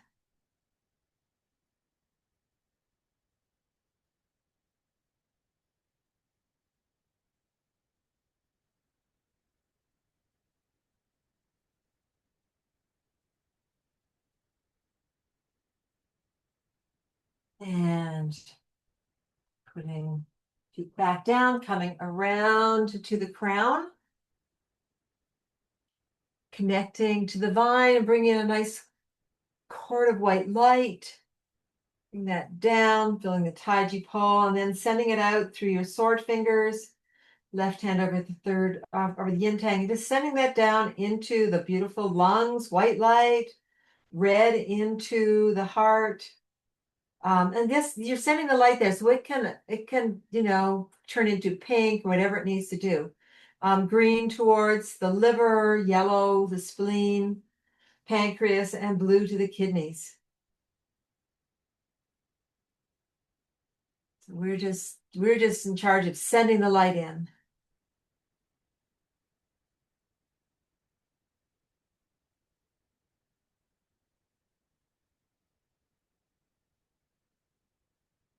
Okay, and then we're going to just send this energy down 49 clockwise rotations. Sending this down through the taiji pole and also through the shishinkong points. There's red in front, blue behind, green on the left, white on the right. So all these points on the top of the head, illuminating that all the way down through the body.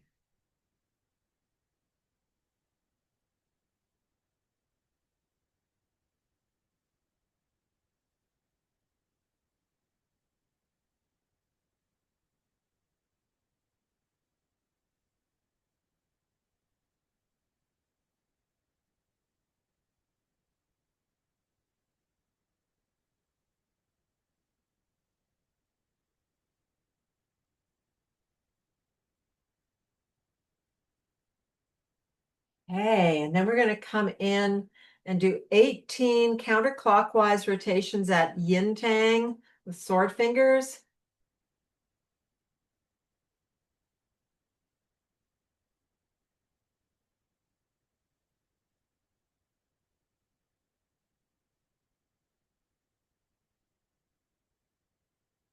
And then going to their right eye, 18.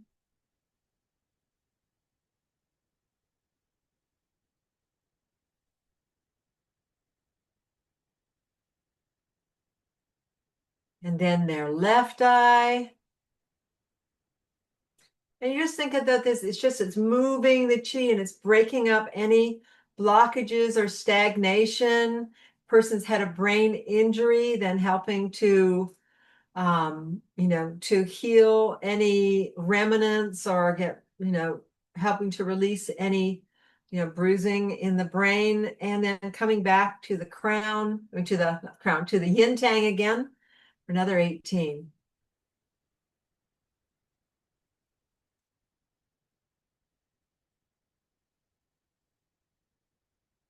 Okay, and then we're going to reverse this and send that down clockwise this time.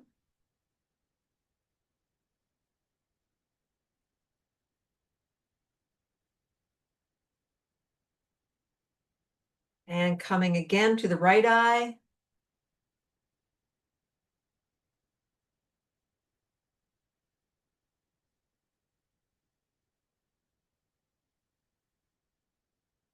And to the left eye.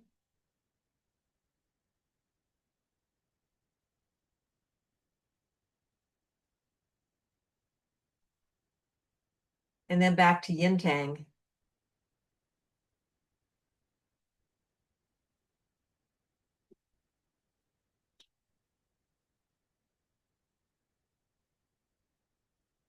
Okay, and then we're going to come to the ears, and we're going to do a little bit sort of tiger kneading. We're going to push and pull, sending energy in, pulling out.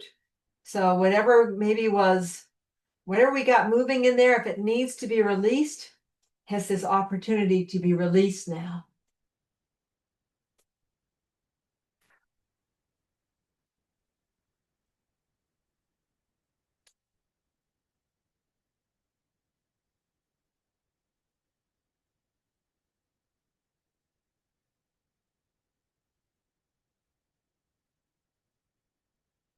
Okay, so we're going to leave this end of the body and go to the opposite end, down to the feet, and sending some blue light up through our kidney ones.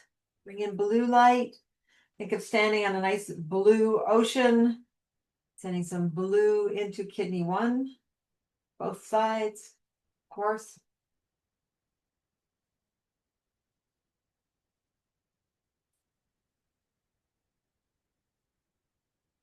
And then coming up with our tonification around the ankle, the left ankle first, intending that to fill with blue light.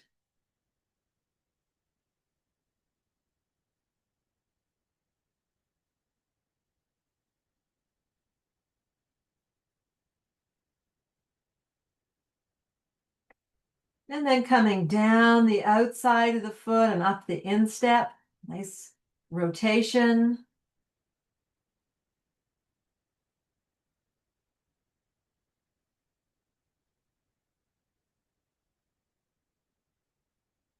And then the other foot.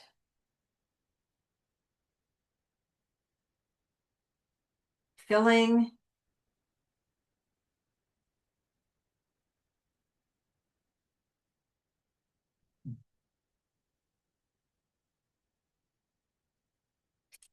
And then again down the outside, up the inside.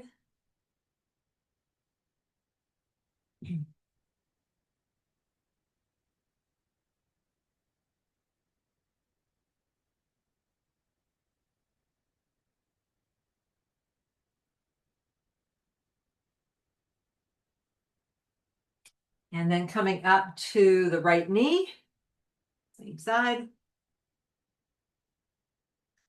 Filling the right knee.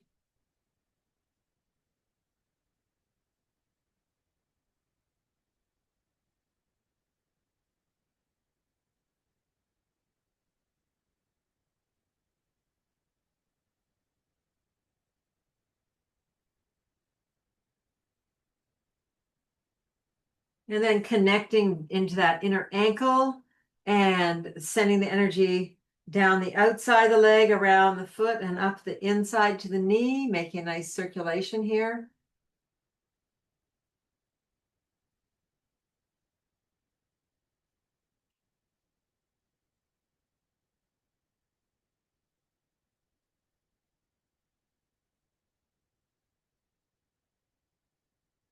And repeating on the left knee.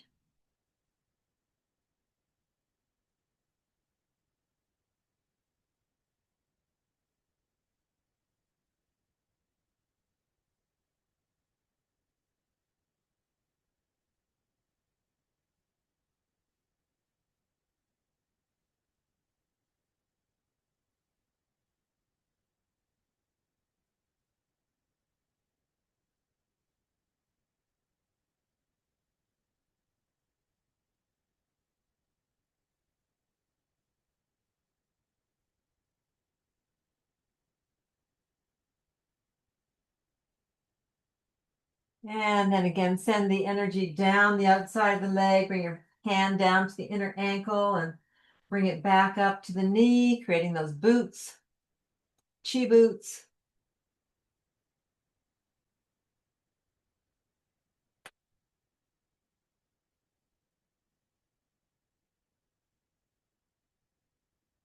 And then coming up to the hip, right hand under the hip, left hand on top, filling the hip. Sending that down the outside, down the filling and then sending down the outside and up. Hand to the inner knee. Then down to the ankle.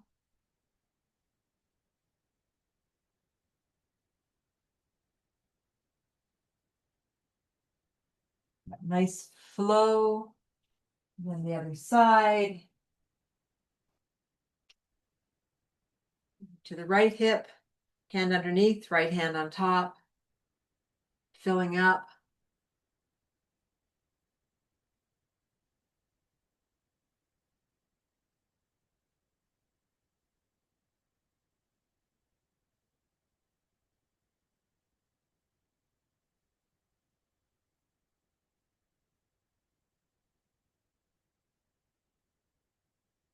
And coming down to that inner knee. Getting the flow connected all the way down to the knee and then down to the inner ankle and get the whole leg chi moving.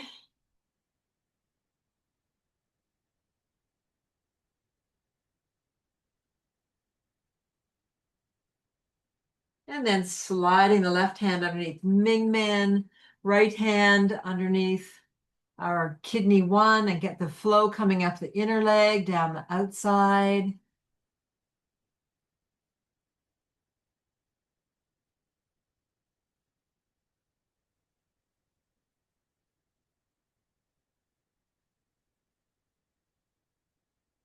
And the same on the other foot. Down the outside, up the inside, connecting to the kidney.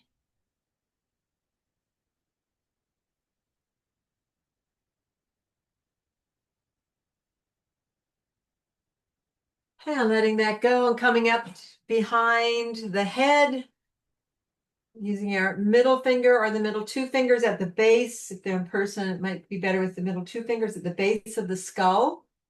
And sending the energy through to yin tang.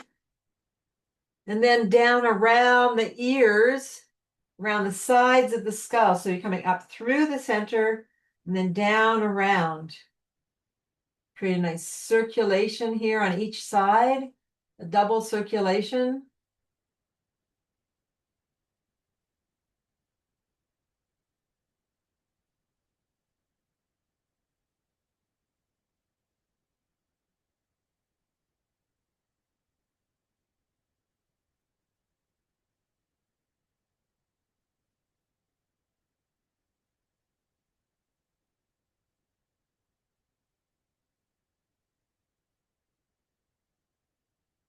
And you could spend quite a bit of time on these with someone. And then And then let's do a reverse, do a water cycle in the brain.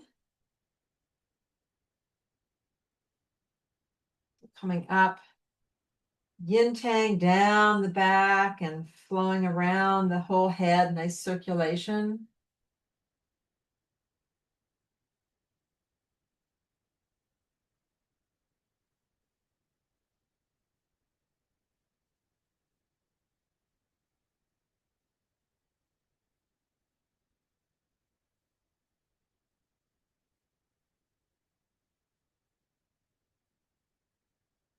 Then reverse the circulation into the fire cycle.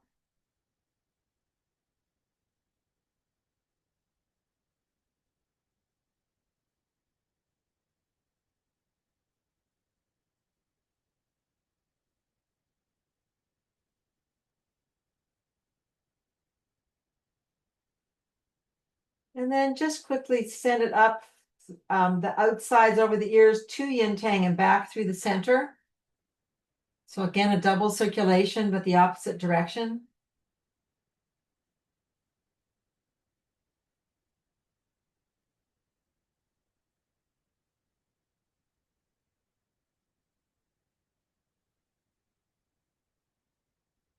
Okay. And we can just go back to fire cycle on the brain. And then we're going to bring the left hand under the base of the neck, right hand underneath Ming Men, and circulate microcosmic orbit.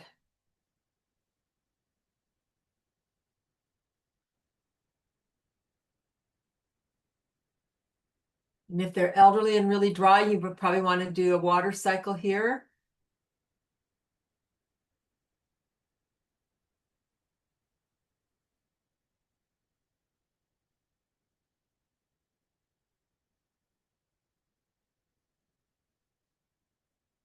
And then we're going to gather the energy at the navel 9 times in each direction.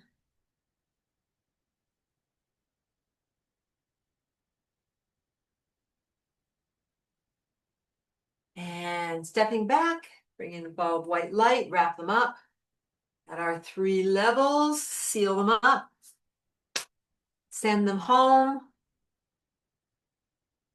Again, the white light, wrap them up. So there they are, seal them up. Ask that any of their energy that has remained with you be lifted by the divine, transformed and returned to them as pure healing light. Any of your energy that has remained with them be lifted by the divine, transformed and returned to you as pure healing light. Giving our gratitude to the heavens, gratitude to the earth, and the gratitude to our partner for being able to work with them at this time. Okay, so hope everybody can just stay just another 5 minutes here so we can check in with the partner again and do our closing.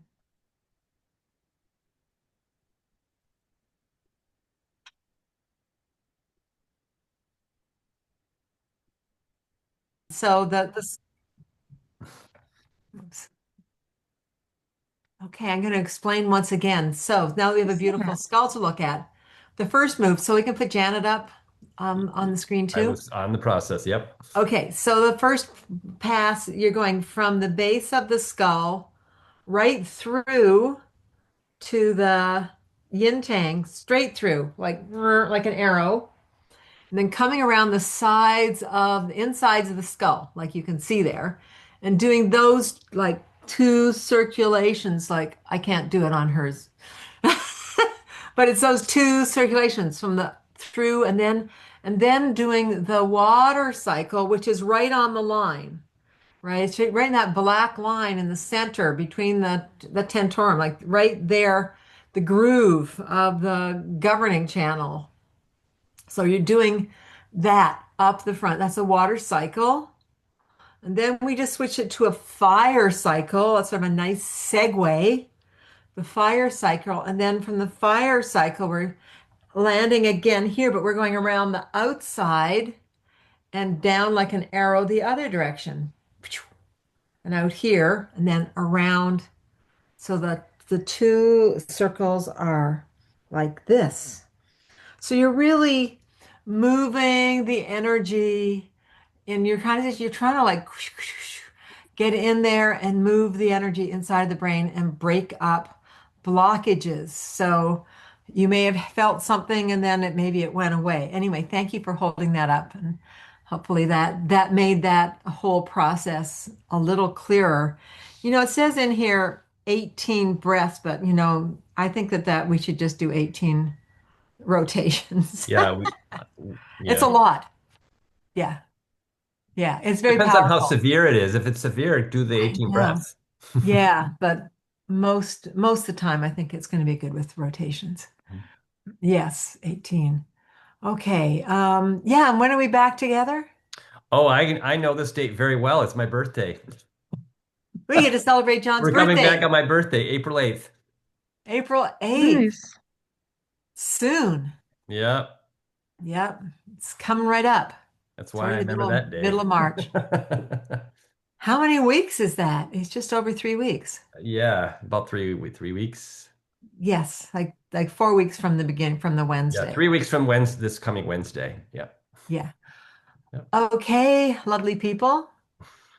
Let's do a finish. Do a closing. Oh, Okay, let me view everybody. View the gallery. oh. Okay.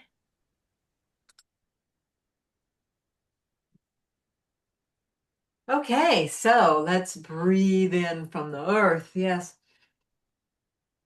Ah, nice grounding earth, physical reality, bringing that physical water, divine river of physical energy through you into the earth. And again, breathing in, and let's think of a beautiful river of vitality and chi, life force moving down through you, washing through and into the earth.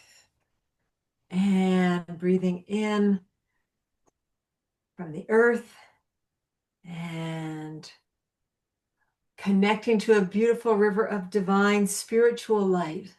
And bring that in to bring harmony, balance, and peace to your body, well being.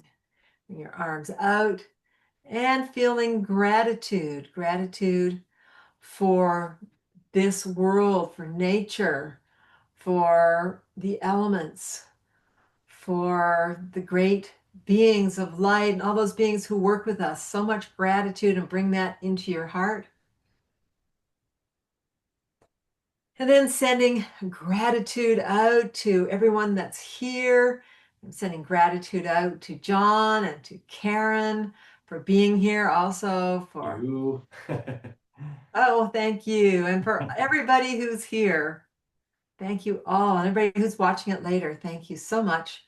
Bringing that back into your heart, knowing that that's you, that you showed up. You showed up for all of us. And we're so glad that you're here. And then sending our love and our light to this world, that there might be peace on earth. And thank you all. Thanks, everybody. Yeah.